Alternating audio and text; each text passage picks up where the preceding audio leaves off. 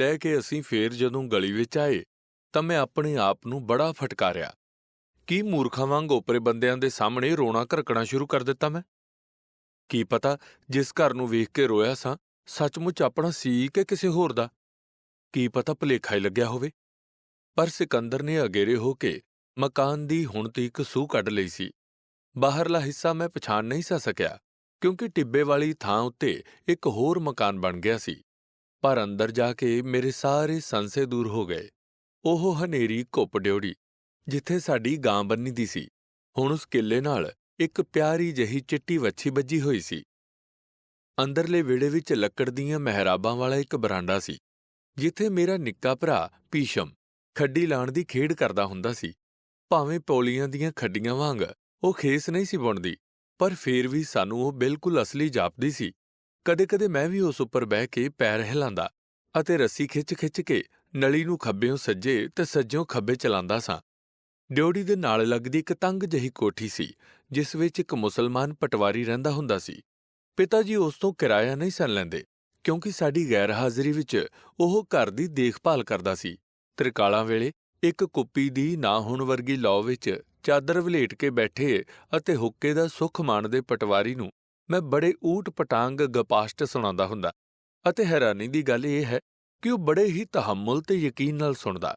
ਮੈਂ ਉਸ ਨੂੰ ਦੱਸਦਾ ਕਿਵੇਂ ਸਾਡੇ ਪਿੰਡੀ ਵਾਲੇ ਘਰ ਦੇ ਸਾਹਮਣੇ ਇੱਕ ਲੱਕੜੀ ਦੇ ਟਾਲ ਵਿੱਚ ਮੈਂ ਤੇ ਮੇਰੇ ਦੋਸਤਾਂ ਨੇ ਇੱਕ ਕਿਲ੍ਹਾ ਬਣਾਇਆ ਹੋਇਆ ਹੈ। ਲੱਕੜਾਂ ਦੇ ਢੇਰਾਂ ਵਿੱਚ ਆਣ-ਜਾਣ ਦੇ ਖੂਫੀਆ ਰਸਤੇ ਹਨ ਜੋ ਸਾਡੇ ਸਿਵਾ ਹੋਰ ਕਿਸੇ ਨੂੰ ਮਾਲੂਮ ਨਹੀਂ। ਕਿਲ੍ਹੇ ਵਿੱਚ ਹਰ ਤਰ੍ਹਾਂ ਦਾ ਅਸਲਾ ਮੌਜੂਦ ਹੈ। ਬੰਦੂਕਾਂ, ਬੰਬ, ਮਸ਼ੀਨ ਗੰਨਾਂ ਵੀ ਅਸੀਂ ਆਪੋ ਆਪਣੇ ਹੱਥਾਂ ਨਾਲ ਤਿਆਰ ਕੀਤੀਆਂ ਹਨ। ਨਾਲਾਂ ਲਈ ਦੇ ਕੰਢਿਓਂ ਅਸੀਂ ਲੰਮੀਆਂ-ਲੰਮੀਆਂ ਨੜੀਆਂ ਤੋੜ ਕੇ ਉਹਨਾਂ ਨੂੰ ਅੰਦਰੋਂ ਖੁਰਚ-ਖੁਰਚ ਕੇ ਸਾਫ਼ ਕਰ ਲੈਂਦੇ ਹਾਂ। ਇਸ ਤਰ੍ਹਾਂ ਮਸ਼ੀਨ ਗੰਨ ਲਈ ਨਾਲੀਆਂ ਤਿਆਰ ਹੋ ਜਾਂਦੀਆਂ ਹਨ। ਫਿਰ ਬਹੁਤ ਸਾਰੀਆਂ ਨਾਲੀਆਂ ਨੂੰ ਰੱਸੀ ਨਾਲ ਬੰਨ੍ਹ ਕੇ ਅਸੀਂ ਇੱਕ ਸੂਰਜਮੁਖੀ ਸ਼ਕਲ ਦਾ ਚੱਕਰ ਬਣਾ ਲੈਂਦੇ ਹਾਂ। ਉਹਦੇ ਅੰਦਰਵਾਰ ਇੱਕ ਹੋਰ ਛੋਟਾ ਜਿਹਾ ਫਿਰਤੂ ਚੱਕਰ ਬਣਾਉਣਾ ਪੈਂਦਾ ਹੈ ਜਿਹਨੂੰ ਘੁਮਾਉਣ ਦੇ ਨਾਲ ਕਾਨੇ ਦੀ ਗਰੀ ਦੀਆਂ ਬਣੀਆਂ ਹੋਈਆਂ ਗੋਲੀਆਂ ਨਿੱਕੇ ਚੱਕਰ ਦੀ ਮੈਗਜ਼ੀਨ ਵਿੱਚੋਂ ਛੁੱਟ ਕੇ ਵੱਡੇ ਚੱਕਰ ਦੀਆਂ ਨਾਲੀਆਂ ਰਾਹੀਂ ਫਾਇਰ ਕਰਨ ਲੱਗ ਜਾਂਦੀਆਂ ਹਨ। ਪਹਿਲੀ ਵੱਡੀ ਲਾਮ ਦੇ ਖਾਤਮੇ ਦਾ ਜ਼ਮਾਨਾ ਸੀ ਇਹ ਅਤੇ ਜਲਿਆਂਵਾਲੇ ਬਾਗ ਦੇ ਹੱਤਿਆਕਾਂਡ ਦਾ। ਪਿੰਡੀ ਵਿੱਚ ਘਰ ਘਰ ਮਸ਼ੀਨ ਗੰਨਾਂ ਤੇ ਗੋਲੀਆਂ ਦੀ ਚਰਚਾ ਹੁੰਦੀ ਸੀ। ਇੱਕ ਰਾਤ ਜਦੋਂ ਮੈਂ ਤੇ ਮੇਰਾ ਛੋਟਾ ਵੀਰ ਇੱਕੋ ਮੰਜੇ ਤੇ ਜਾਗੋ ਮਿੱਟੀ ਦੀ ਹਾਲਤ ਵਿੱਚ ਲੇਟੇ ਹੋਏ ਸਾਂ, ਅਸਾਂ ਸੁਣਿਆ ਮਾਤਾ ਜੀ ਪਿਤਾ ਜੀ ਨੂੰ ਦੱਬੀ ਆਵਾਜ਼ ਵਿੱਚ ਕਹਿ ਰਹੇ ਸਨ, ਪੁਲਿਸ ਕੋਠੇ ਤੇ ਚੜ੍ਹ ਗਈ। ਉਸ ਆਪਣੀ ਛਾਤੀ ਨੰਗੀ ਕਰਕੇ ਆਖਿਆ, ਮੈਨੂੰ ਗੋਲੀ ਮਾਰ ਦਿਓ ਪਰ ਮੇਰੇ ਬੱਚਿਆਂ ਨੂੰ ਕੁਝ ਨਾ ਆਖੋ। ਅਸੀਂ ਦੋਵੇਂ ਭਰਾ ਸਹਿਮ ਕੇ ਇੱਕ ਦੂਜੇ ਨਾਲ ਲਿਪਟ ਗਏ ਸਾਂ। ਇੱਕ ਵਾਰੀ ਸਾਡੇ ਛਾਛੀ ਮੁਹੱਲੇ ਵਿੱਚੋਂ ਪੁਲਿਸ ਦੀ ਫੌਜ ਤੇ ਪੂਰੀ ਪਲਟਨ ਨੇ ਮਾਰਚ ਕੀਤਾ ਸੀ ਅਤੇ ਅਣਗਿਣਤ ਬੰਦਿਆਂ ਨੂੰ ਹੱਥਕੜੀਆਂ ਲਾ ਕੇ ਲੈ ਗਏ ਸਨ ਜਿਨ੍ਹਾਂ ਦੀਆਂ ਜ਼ੰਜੀਰਾਂ ਦਾ ਖੜਾਕ ਮੈਨੂੰ ਅਜੇ ਤੱਕ ਨਹੀਂ ਭੁੱਲਿਆ। ਇੱਕ ਦਾੜੀ ਵਾਲਾ ਗੋਰਾ ਤੇ ਹੁਸੀਨ ਗੱਭਰੂ ਜਿਸ ਦਾ ਨਾਂ ਹੁਸੈਨ ਸੀ ਅਤੇ ਜਿਸ ਦੀ ਡੇਅਰੀ ਤੋਂ ਸਾਡੇ ਘਰ ਦੁੱਧ ਆਉਂਦਾ ਹੁੰਦਾ ਸੀ, ਅੱਗੇ ਵੱਧ ਕੇ ਸਾਡੇ ਥੜੇ ਕੋਲ ਆ ਗਿਆ ਤੇ ਪਿਤਾ ਜੀ ਨੂੰ ਕਹਿਣ ਲੱਗਾ, ਲਓ ਬਾਊ ਜੀ, ਆਖਰੀ ਸਲਾਮ। ਉਹਨੇ ਖੱਦਰ ਦਾ ਲੰਮਾ ਕੁੜਤਾ ਅਤੇ ਸਲਵਾਰ ਪਾਈ ਹੋਈ ਸੀ ਅਤੇ ਖੱਦਰ ਦੀ ਹੀ ਚਿੱਟੀ ਪੱਗ ਸੀ ਉਸਦੇ ਸਿਰ ਤੇ। ਸਕੂਲਾਂ ਵਿੱਚ ਮੁੰਡਿਆਂ ਨੂੰ ਗੋਲ-ਗੋਲ ਸੁਨਹਿਰੀ ਤੇ ਚਾਂਦੀ ਦੇ ਤਮਗੇ ਦਿੱਤੇ ਜਾਂਦੇ ਸਨ। ਇਹਨਾਂ ਦੇ ਇੱਕ ਪਾਸੇ ਬਾਦਸ਼ਾਹ ਦੀ ਅਤੇ ਦੂਜੇ ਪਾਸੇ ਇੱਕ ਗੋਰੇ ਤੇ ਇੱਕ ਦੇਸੀ ਸਿਪਾਹੀ ਦੇ ਬਗਲਗੀਰ ਹੋਣ ਦੀ ਤਸਵੀਰ ਹੁੰਦੀ ਸੀ। ਸਾਨੂੰ ਠੀਕ ਪਤਾ ਨਹੀਂ ਸੀ ਇਹ ਜੱਫੀ ਪਾ ਰਹੇ ਹਨ ਜਾਂ ਕੁਸ਼ਤੀ ਕਰ ਰਹੇ ਹਨ। ਕਦੇ ਬੜੇ ਚਾਅ ਨਾਲ ਅਸੀਂ ਇਹਨਾਂ ਤਮਗਿਆਂ ਨੂੰ ਕੋਟ ਦੇ ਕਾਲਰ ਦੇ ਨਾਲ ਟੁੰਗ ਲੈਂਦੇ ਅਤੇ ਕਦੇ ਉਸੇ ਚਾਅ ਨਾਲ ਕਿਸੇ ਵਡੇਰੇ ਦੇ ਆਖਣ ਤੇ ਉਹਨਾਂ ਉੱਪਰ ਥੁੱਕ ਛੱਡਦੇ। ਖੁੱਤੀਆਂ ਵਿੱਚ ਦੱਬ ਕੇ ਉਹਨਾਂ ਉੱਪਰ ਪਿਸ਼ਾਬ ਕਰਦੇ, ਵੱਟਿਆਂ ਨਾਲ ਉਹਨਾਂ ਨੂੰ ਚਿੱਥਦੇ। ਪਿਤਾ ਜੀ ਨੂੰ ਮਿਲਣ ਲਈ ਇੱਕ ਬਾਂਕੀਆਂ ਮੁੱਛਾਂ ਵਾਲੇ ਵਪਾਰੀ ਆਉਂਦੇ ਹੁੰਦੇ ਸਨ ਜਿਨ੍ਹਾਂ ਦੇ ਪਹਿਰਾਵੇ ਦਾ ਸੁਹੱਪਣ ਮੈਨੂੰ ਬੜਾ ਚੰਗਾ ਲੱਗਦਾ ਹੁੰਦਾ ਸੀ। ਉਹ ਆਪਣੀ ਜੇਬ ਵਿੱਚੋਂ ਇੱਕ ਰਬੜ ਦੀ ਨਲੀ ਕੱਢਦੇ ਜਿਸ ਵਿੱਚ ਇਹਨਾਂ ਤਮਗਿਆਂ ਵਾਂਗਰ ਦੀਆਂ ਹੋਰ ਨਿੱਕੀਆਂ-ਨਿੱਕੀਆਂ ਸੋਨੇ ਦੀਆਂ ਅਸ਼ਰਫੀਆਂ ਹੁੰਦੀਆਂ। ਇਹ ਸਾਰੀਆਂ ਦੁਖਾਵੀਆਂ ਤੇ ਸੁਖਾਵੀਆਂ ਘਟਨਾਵਾਂ ਅਸਾਂ ਬੱਚਿਆਂ ਲਈ ਖੇਡ ਦਾ ਮਸਾਲਾ ਬਣ ਜਾਂਦੀਆਂ ਸਨ। ਲੱਕੜੀ ਦਾ ਟਾਲ ਸੱਚਮੁੱਚ ਸਾਡੀਆਂ ਨਜ਼ਰਾਂ ਵਿੱਚ ਇੱਕ ਕਿਲ੍ਹਾ ਸੀ ਅਤੇ ਅਸੀਂ ਹੈਰਾਨ ਸਾਂ ਕਿਉਂ ਇਹਦੇ ਮਾਲਕ ਬਖਸ਼ੀ ਸਾਹਿਬ ਸਾਨੂੰ ਦਾਦ ਦੇਣ ਦੀ ਥਾਂ ਗਾਲਾਂ ਕੱਢਦੇ ਸਨ। ਮੋਰਚੇ ਵੱਜ ਜਾਣ ਉੱਤੇ ਭਾਵੇਂ ਮਾਰਦੇ ਇੱਕ ਦੂਜੇ ਨੂੰ ਅਸੀਂ ਵੱਟੇ ਹੀ ਸਾਂ, ਪਰ ਦਿਮਾਗ ਵਿੱਚ ਤਸੱਵਰ ਬੰਦੂਕਾਂ ਤੇ ਮਸ਼ੀਨ ਗੰਨਾਂ ਦਾ ਹੁੰਦਾ ਸੀ। ਬੱਚਿਆਂ ਦੀ ਕਲਪਨਾ ਬੜੀ ਤੀਬਰ ਹੁੰਦੀ ਹੈ ਅਤੇ ਇਸੇ ਰਾਹੀਂ ਭਵਿੱਖ ਵਿੱਚ ਉਹਨਾਂ ਦਾ ਕਿਰਦਾਰ ਬਣਦਾ ਹੈ, ਪਰ ਮਾਂ-ਬਾਪ ਦੀ ਲਾਡ ਭਰੀ ਅਣਗਹਿਲੀ ਅਕਸਰ ਇਹਨੂੰ ਠਾਰ ਛੱਡਦੀ ਹੈ। ਸ਼ਾਇਦ ਇਸੇ ਕਰਕੇ ਬੱਚੇ ਬੜੇ ਸ਼ੌਂਕ ਨਾਲ ਨੌਕਰਾਂ ਦੇ ਕੁਆਟਰਾਂ ਦੀ ਸ਼ਰਨ ਲੈਂਦੇ ਹਨ। ਉੱਥੇ ਉਹਨਾਂ ਨੂੰ ਮਾਣ ਵੀ ਮਿਲਦਾ ਹੈ ਅਤੇ ਆਜ਼ਾਦੀ ਵੀ। ਮਨੁੱਖ ਦੇ ਹਰ ਕੰਮ ਪਿੱਛੇ ਕਲਪਨਾ ਦਾ ਹੱਥ ਹੈ। ਪਹਿਲਾਂ ਕਲਪਨਾ ਸ਼ੌਂਕ ਜਗਾਉਂਦੀ ਹੈ, ਫਿਰ ਹੱਥ ਪੈਰ ਕਰਮਸ਼ੀਲ ਹੁੰਦੇ ਹਨ। ਇਸੇ ਕਾਰਨ ਕਿਸੇ ਦੇ ਜਿਉਂਦੇ ਸੁਪਨਿਆਂ ਨੂੰ ਠੋਕਰ ਮਾਰਨਾ, ਭਾਵੇਂ ਉਹ ਇਆਣੇ ਹੀ ਕਿਉਂ ਨਾ ਹੋਣ, ਉਹਦੇ ਸ਼ੌਕ ਅਤੇ ਕਰਮ ਨੂੰ ਨਿਰਬਲ ਕਰਨਾ ਹੈ। ਮੈਂ ਹਮੇਸ਼ਾ ਉਸ ਪਟਵਾਰੀ ਨੂੰ ਬੜੇ ਹੀ ਪਿਆਰ ਤੇ ਸਤਿਕਾਰ ਨਾਲ ਯਾਦ ਕਰਦਾ ਹਾਂ। ਉਹਦੇ ਕੋਲ ਬਹਿ ਕੇ ਗੱਪਾਂ ਮਾਰਨ ਦਾ ਅਪੂਰਵ ਸੁੱਖ ਮੈਨੂੰ ਕਦੇ ਨਹੀਂ ਭੁੱਲ ਸਕਦਾ। ਮਕਾਨ ਦੀ ਇਸ ਹੇਠਲੀ ਮੰਜ਼ਲ ਦੇ ਪਿਛਵਾੜੇ ਇੱਕ ਸੁਫਾ ਸੀ। ਇਹਨੂੰ ਸਾਡਾ ਪਰਿਵਾਰ ਕੇਵਲ ਉਦੋਂ ਵਰਤਦਾ ਸੀ ਜਦੋਂ ਕੋਈ ਡਾਕਾ-ਡੂਕਾ ਪੈਣ ਦੀ ਅਫਵਾਹ ਉੱਠਦੀ। ਇਸ ਵਿੱਚ ਨਾ ਕੋਈ ਬਾਰੀ, ਨਾ ਰੌਸ਼ਨਦਾਨ, ਫਰਸ਼ ਵੀ ਕੱਚਾ ਸੀ, ਜਿਸ ਕਾਰਨ ਸੱਪ-ਠੂੰਹਿਆਂ ਦਾ ਵੀ ਡਰ ਰਹਿੰਦਾ ਸੀ। ਇਸ ਵੇਲੇ ਇਸ ਦੇ ਬੂਹੇ ਉੱਤੇ ਤਾਲਾ ਵੱਜਿਆ ਹੋਇਆ ਸੀ, ਜਿਸ ਨੂੰ ਖੁਲਾਣ ਦੀ ਮੈਨੂੰ ਕੋਈ ਖਾਹਸ਼ ਨਹੀਂ ਹੋਈ। ਫੇਰ ਪੌੜੀਆਂ ਉੱਤੇ ਪੈਰ ਧਰਦਾ ਮੈਂ ਉੱਪਰ ਵਾਲੇ ਕੋਠੇ ਉੱਤੇ ਜਾ ਚੜ੍ਹਿਆ, ਜਿੱਥੇ ਸਾਡੇ ਪਰਿਵਾਰ ਦਾ ਵਧੇਰੇ ਰਹਿਣ-ਸਹਿਣ ਹੁੰਦਾ ਸੀ। ਮੋਕਲੀ ਫਿਜ਼ਾ ਵਿੱਚ ਭੁੱਲੀਆਂ ਵਿਸਰੀਆਂ ਨਿਸ਼ਾਨੀਆਂ ਚੌਂ ਪਾਸਿਓਂ ਜਿਵੇਂ ਉਛਲ-ਉਛਲ ਕੇ ਮੇਰੇ ਵੱਲ ਆਉਣ ਲੱਗ ਪਈਆਂ। ਗੁਆਂਢੀ ਕੰਧਾਂ, ਜਿਨ੍ਹਾਂ ਦੀਆਂ ਖੁੰਦਰਾਂ ਵਿੱਚ ਤੋਤਿਆਂ ਤੇ ਕਬੂਤਰਾਂ ਦੇ ਅਸੰਖ ਆਲਣੇ ਸਨ, ਉਹ ਗੇਲੀਆਂ ਵਾਲਾ ਮੈਦਾਨ ਜਿੱਥੇ ਡੋਡੇ ਤੇ ਬੰਟੇ ਖੇਡਦੇ ਹੁੰਦੇ ਸਾਂ, ਉਹ ਵਿਹੜਾ ਜਿੱਥੇ ਸਿਆਲੇ ਦੀ ਮਿੱਠੀ ਧੁੱਪ ਵਿੱਚ ਮਾਂ ਸਾਡੇ ਸਿਰ ਧੋਂਦੀ ਤੇ ਮਣ-ਮਣ ਮੈਲਾਂ ਕੱਢਦੀ ਹੁੰਦੀ ਸੀ। ਜਿਸ ਕਮਰੇ ਨੂੰ ਮੈਂ ਦੂਜੇ ਘਰੋਂ ਸਿਆਣਿਆ ਸੀ, ਇੱਕ ਬੰਦੇ ਨੇ ਅੱਗੇ ਵੱਧ ਕੇ ਖੋਲ੍ਹ ਦਿੱਤਾ। ਮੈਂ ਵੇਖਿਆ ਕਿ ਇਹਦਾ ਫਰਸ਼ ਪੂਰੇ ਦਾ ਪੂਰਾ ਢਹਿ ਚੁੱਕਿਆ ਹੈ। ਹੇਠਲਾ ਸੁਫਾ ਤੇ ਇਹ ਕਮਰਾ ਮਿਲ ਕੇ ਕਿਸੇ ਧਾਰਮਿਕ ਸੰਸਥਾ ਦਾ ਹਾਲ ਕਮਰਾ ਜਿਹਾ ਦਿਸ ਰਹੇ ਹਨ। ਪਰ ਨਾਲ ਦੀ ਰਸੋਈ ਸਲਾਮਤ ਸੀ ਅਤੇ ਉਸ ਦੀ ਅੰਗੀਠੀ ਉੱਪਰ ਭਾਂਡੇ ਠੀਕ ਉਸੇ ਤਰ੍ਹਾਂ ਪਏ ਹੋਏ ਸਨ ਜਿਵੇਂ ਮੈਂ ਨਿੱਕਿਆਂ ਹੁੰਦਿਆਂ ਵੇਖਦਾ ਹੁੰਦਾ ਸਾਂ। ਇੰਜ ਲੱਗਦਾ ਸੀ ਜਿਵੇਂ ਸਾਡੇ ਹੀ ਭਾਂਡੇ ਉਵੇਂ ਆਪਣੀ ਥਾਂ ਪਏ ਹੋਣ, ਪਰ ਮੇਰੀ ਪੁੱਛਣ ਦੀ ਹਿੰਮਤ ਨਹੀਂ ਹੋਈ। ਫੇਰ ਦਗੜ-ਦਗੜ ਕਰਦਾ ਮੈਂ ਧੁਰ ਕੋਠੇ ਜਾ ਚੜ੍ਹਿਆ। ਹੇਠੋਂ ਕਿਸੇ ਨੇ ਆਵਾਜ਼ ਦਿੱਤੀ, "ਛੱਤ ਬੜੀ ਕੱਚੀ ਜੇ, ਸੋਚ ਸਮਝ ਕੇ ਪੈਰ ਧਰਿਓ।" ਸੱਚਮੁੱਚ ਕਿਤਨੀ ਗਈ ਗੁਜ਼ਰੀ ਹਾਲਤ ਹੋ ਚੁੱਕੀ ਸੀ ਮਕਾਨ ਦੀ, ਜਿਵੇਂ ਉਹ ਡਿੱਗਣ ਤੋਂ ਪਹਿਲਾਂ ਉਡੀਕ ਰਿਹਾ ਸੀ ਕਿ ਸਾਡੇ ਵਿੱਚੋਂ ਕੋਈ ਅੰਤਮ ਵਾਰ ਆ ਕੇ ਉਹਨੂੰ ਵੇਖ ਲਵੇ। ਪੈਰ ਧਰਦਿਆਂ ਛੱਤ ਚੱਪਾ-ਚੱਪਾ ਲਿਫ ਜਾਂਦੀ ਸੀ। ਬੜੀ ਅਹਤਿਆਤ ਨਾਲ ਸਿਕੰਦਰ ਤੇ ਮੈਂ ਕੋਠੇ ਦੀ ਪ੍ਰਦੱਖਣਾ ਕੀਤੀ। ਬਨੇਰਿਆਂ ਦੀ ਵਲਗਣ ਵਿੱਚ ਇੱਕ ਅੱਤ ਸੌੜਾ ਚਬੂਤਰਾ ਸੀ, ਜੋ ਘਰ ਦੇ ਸਾਰੇ ਬੱਚਿਆਂ ਨੂੰ ਆਪਣੀਆਂ ਖੇਡਾਂ ਲਈ ਬੇਹੱਦ ਪਿਆਰਾ ਸੀ। ਇੱਥੇ ਮੇਰੀ ਨਿੱਕੀ ਭੈਣ ਆਪਣੀਆਂ ਸਹੇਲੀਆਂ ਦੇ ਨਾਲ ਗੁੱਡੇ-ਗੁੱਡੀ ਦੇ ਵਿਆਹ ਰਚਾਂਦੀ ਹੁੰਦੀ ਸੀ। ਮੈਂ ਆਪ ਉਸਦੇ ਇਕਾਂਤ ਸੁੱਖ ਨੂੰ ਕਈ-ਕਈ ਘੰਟੇ ਬਹਿ ਕੇ ਮਾਣਦਾ ਰਹਿੰਦਾ। ਘਰ ਦਾ ਇਹ ਕੋਨਾ ਕਦੇ-ਕਦੇ ਬੰਬਈ ਬੈਠਿਆਂ ਵੀ ਮੇਰੀ ਯਾਦ ਵਿੱਚ ਝੌਲਾ ਮਾਰ ਜਾਂਦਾ ਸੀ। ਇੱਥੋਂ ਉਫਕ ਉੱਤੇ ਖਿਉੜੇ ਦੀ ਮਨੋਰਮ ਪਰਬਤਮਾਲਾ ਵੀ ਦਿਸਦੀ ਸੀ। ਇਹ ਮੈਨੂੰ ਉੱਕੀ ਵਿਸਰ ਚੁੱਕੀ ਸੀ। ਅੱਜ ਫੇਰ ਇਹਨੂੰ ਵੇਖ ਕੇ ਜਿਵੇਂ ਆਪਣੀ ਜੀਵਨ ਰਹੱਸ ਦੀ ਕੋਈ ਪੂਰਤੀ ਜਿਹੀ ਹੁੰਦੀ ਜਾਪੀ। ਜਦੋਂ ਪਹਿਲੀ ਵਾਰ ਮੈਂ ਲਾਹੌਰ ਗਿਆ ਸਾਂ ਤਾਂ ਉਫਕ ਉੱਤੇ ਪਹਾੜਾਂ ਦੀ ਅਣਹੋਂਦ ਨੇ ਮੈਨੂੰ ਚਕਰਿਤ ਤੇ ਦੁਖੀ ਕੀਤਾ ਸੀ। ਮੈਨੂੰ ਇੰਜ ਭਾਸਿਆ ਸੀ ਜਿਵੇਂ ਕੁਦਰਤ ਦੇ ਕਿਸੇ ਅਟੱਲ ਨੇਮ ਦੀ ਉਲੰਘਣਾ ਹੋ ਗਈ ਹੋਵੇ। ਇਸ ਦਾ ਕਾਰਨ ਅੱਜ ਹੋਰ ਵੀ ਸਪਸ਼ਟ ਹੋ ਕੇ ਸਾਹਮਣੇ ਆ ਗਿਆ। ਆਪਣੀ ਬਾਲ ਵਰੇਸ ਦੇ ਦੋਵਾਂ ਸ਼ਹਿਰਾਂ ਪਿੰਡੀ ਤੇ ਭੇਰੇ ਵਿੱਚ ਮੇਰੀਆਂ ਅੱਖੀਆਂ ਨਿੱਤ ਪਹਾੜ ਵੇਖਣ ਦੀਆਂ ਆਦੀ ਸਨ। ਪਹਾੜਾਂ ਤੋਂ ਮੇਰੀ ਕਲਪਨਾ ਨੂੰ ਸਹਾਰਾ ਮਿਲਦਾ ਸੀ। ਮੈਂ ਆਪਣੇ ਆਪ ਨੂੰ ਸੁਰੱਖਿਅਤ ਮਹਿਸੂਸ ਕਰਦਾ ਸਾਂ।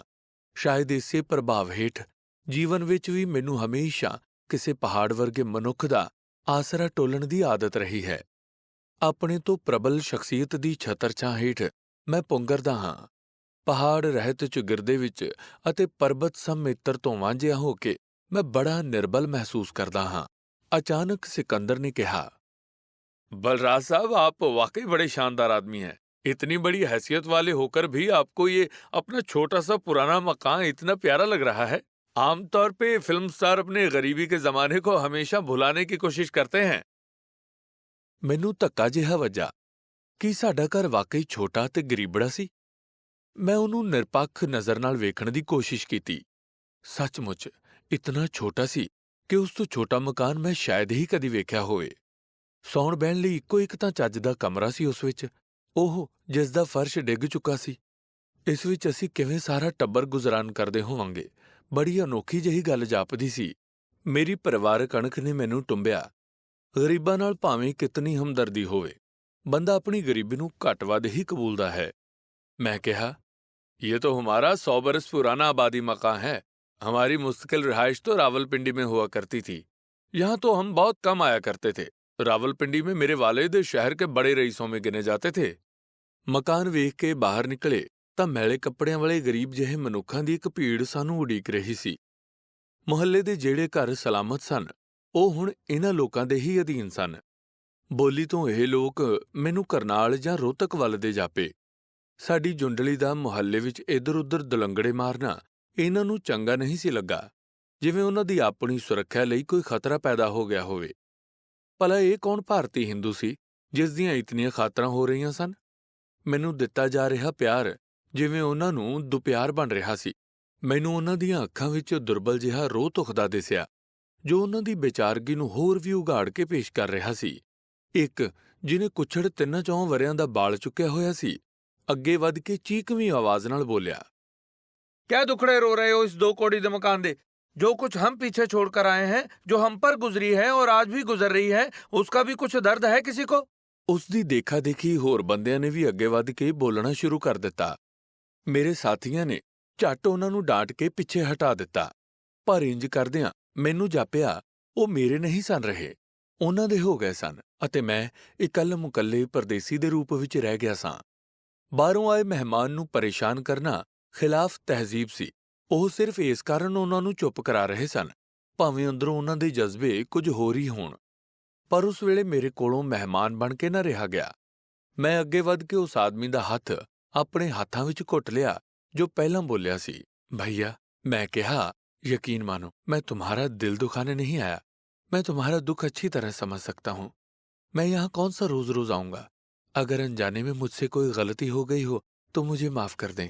मैं ਉਹਦੀ ਬੱਚੀ ਨੂੰ ਉਸਦੇ ਮੋਢਿਓਂ ਖਿੱਚ ਕੇ ਆਪ ਚੁੱਕ ਲਿਆ, ਪਿਆਰ ਨਾਲ ਉਸਦਾ ਮੂੰਹ ਚੁੰਮਿਆ ਅਤੇ 5 ਦਾ ਨੋਟ ਉਸਦੀ ਤਲੀ ਤੇ ਧਰਿਆ ਅਤੇ ਫੇਰ ਅਸੀਂ ਉੱਥੋਂ ਰੁਖਸਤ ਹੋ ਗਏ। ਰਾਹ ਟੁਰਦੇ ਮੈਂ ਸੋਚਦਾ ਰਿਹਾ। ਆਪਣੇ ਪੁਰਾਣੇ ਮਕਾਨ ਨੂੰ ਵੇਖ ਕੇ ਮੈਨੂੰ ਤਾਂ ਆਚਰਜ ਆਨੰਦ ਮਿਲਿਆ, ਪਰ ਜਿਹੜਾ ਬੰਦਾ ਉਸ ਵਿੱਚ ਅੱਜ-ਕੱਲ੍ਹ ਟਿਕਿਆ ਹੋਇਆ ਹੈ, ਉਹਨੂੰ ਇਹ ਮਕਾਨ ਕੀ ਸੁੱਖ ਪਹੁੰਚਾ ਸਕਦਾ ਹੈ? ਉਹਦੇ ਪਰਿਵਾਰ ਨੂੰ ਤਾਂ ਉਸ ਕੋਲੋਂ ਹਰ ਦਮ ਜਾਨ ਦਾ ਖਤਰਾ ਹੀ ਹੈ ਨਾ। ਨਾ ਉਸ ਆਦਮੀ ਕੋਲ ਇਹਨੂੰ ਮੁਰੰਮਤ ਕਰਾਉਣ ਦੀ ਤੌਫੀਕ ਹੈ ਤੇ ਨਾ ਛੱਡ ਕੇ ਕਿਤੇ ਜਾਣ ਦੀ। ਕੇਵਲ ਸਾਡੇ ਮਕਾਨ ਦਾ ਨਹੀਂ, ਸਾਨੀਆਂ ਦੇ ਮੁਹੱਲੇ ਦੇ ਰਹਿੰਦੇ ਖੁੰਦੇ ਸਾਰੇ ਮਕਾਨਾਂ ਦਾ ਵੀ ਲਗਭਗ ਇਹੋ ਹਾਲ ਸੀ। ਉੱਚੇ ਦਰਜੇ ਦੇ ਲੋਕਾਂ ਨੂੰ ਇੱਧਰ-ਉੱਧਰ ਗਸ਼ਤ ਕਰਦਿਆਂ ਵੇਖ ਕੇ ਸ਼ਾਇਦ ਇਹਨਾਂ ਗਰੀਬਾਂ ਨੂੰ ਅਪਮਾਨ ਹੋਇਆ ਹੋਵੇ ਕਿ ਵੱਡਾ ਅਫਸਰ ਹਾਲਤ ਦਾ ਮੁਤਾਲਾ ਕਰਨ ਆਇਆ ਹੈ ਅਤੇ ਉਹਨਾਂ ਦੀ ਕੂਕ ਫਰਿਆਦ ਸੁਣੇਗਾ। ਇਤਨੀ ਵੱਡੀ ਸੰਖਿਆ ਵਿੱਚ ਉਹਨਾਂ ਦਾ ਸਿਖਰ ਦਿਹਾੜ ਵੇਲੇ ਜਮ੍ਹਾਂ ਹੋ ਜਾਣਾ ਉਹਨਾਂ ਦੀ ਬੇਰੁਜ਼ਗਾਰੀ ਦਾ ਕੀ ਸੂਚਕ ਨਹੀਂ ਸੀ? ਇਹ ਵੀ ਪਿਆ ਸਾਫ਼ ਦਿਸਦਾ ਸੀ ਕਿ ਵੱਖਰੀ ਬੋਲੀ ਅਤੇ ਕਿਰਦਾਰ ਕਾਰਨ ਉਹ ਹਾਲੀ ਵੀ ਸਥਾਨਕ ਲੋਕਾਂ ਦੇ ਨਾਲ ਇੱਕਮਿਕ ਨਹੀਂ ਸਨ ਹੋ ਸਕੇ। ਕੋਹਲੀ ਦੇ ਮੁਹੱਲੇ ਮੇਰੀ ਭੂਆ ਦਾ ਘਰ ਸੀ। ਬੱਸਾਂ ਦੇ ਅੱਡੇ ਤੇ ਵਾਪਸ ਜਾਣ ਲਈ ਅਸਾਂ ਉਸੇ ਪਾਸੇ ਲੰਘਣਾ ਸੀ।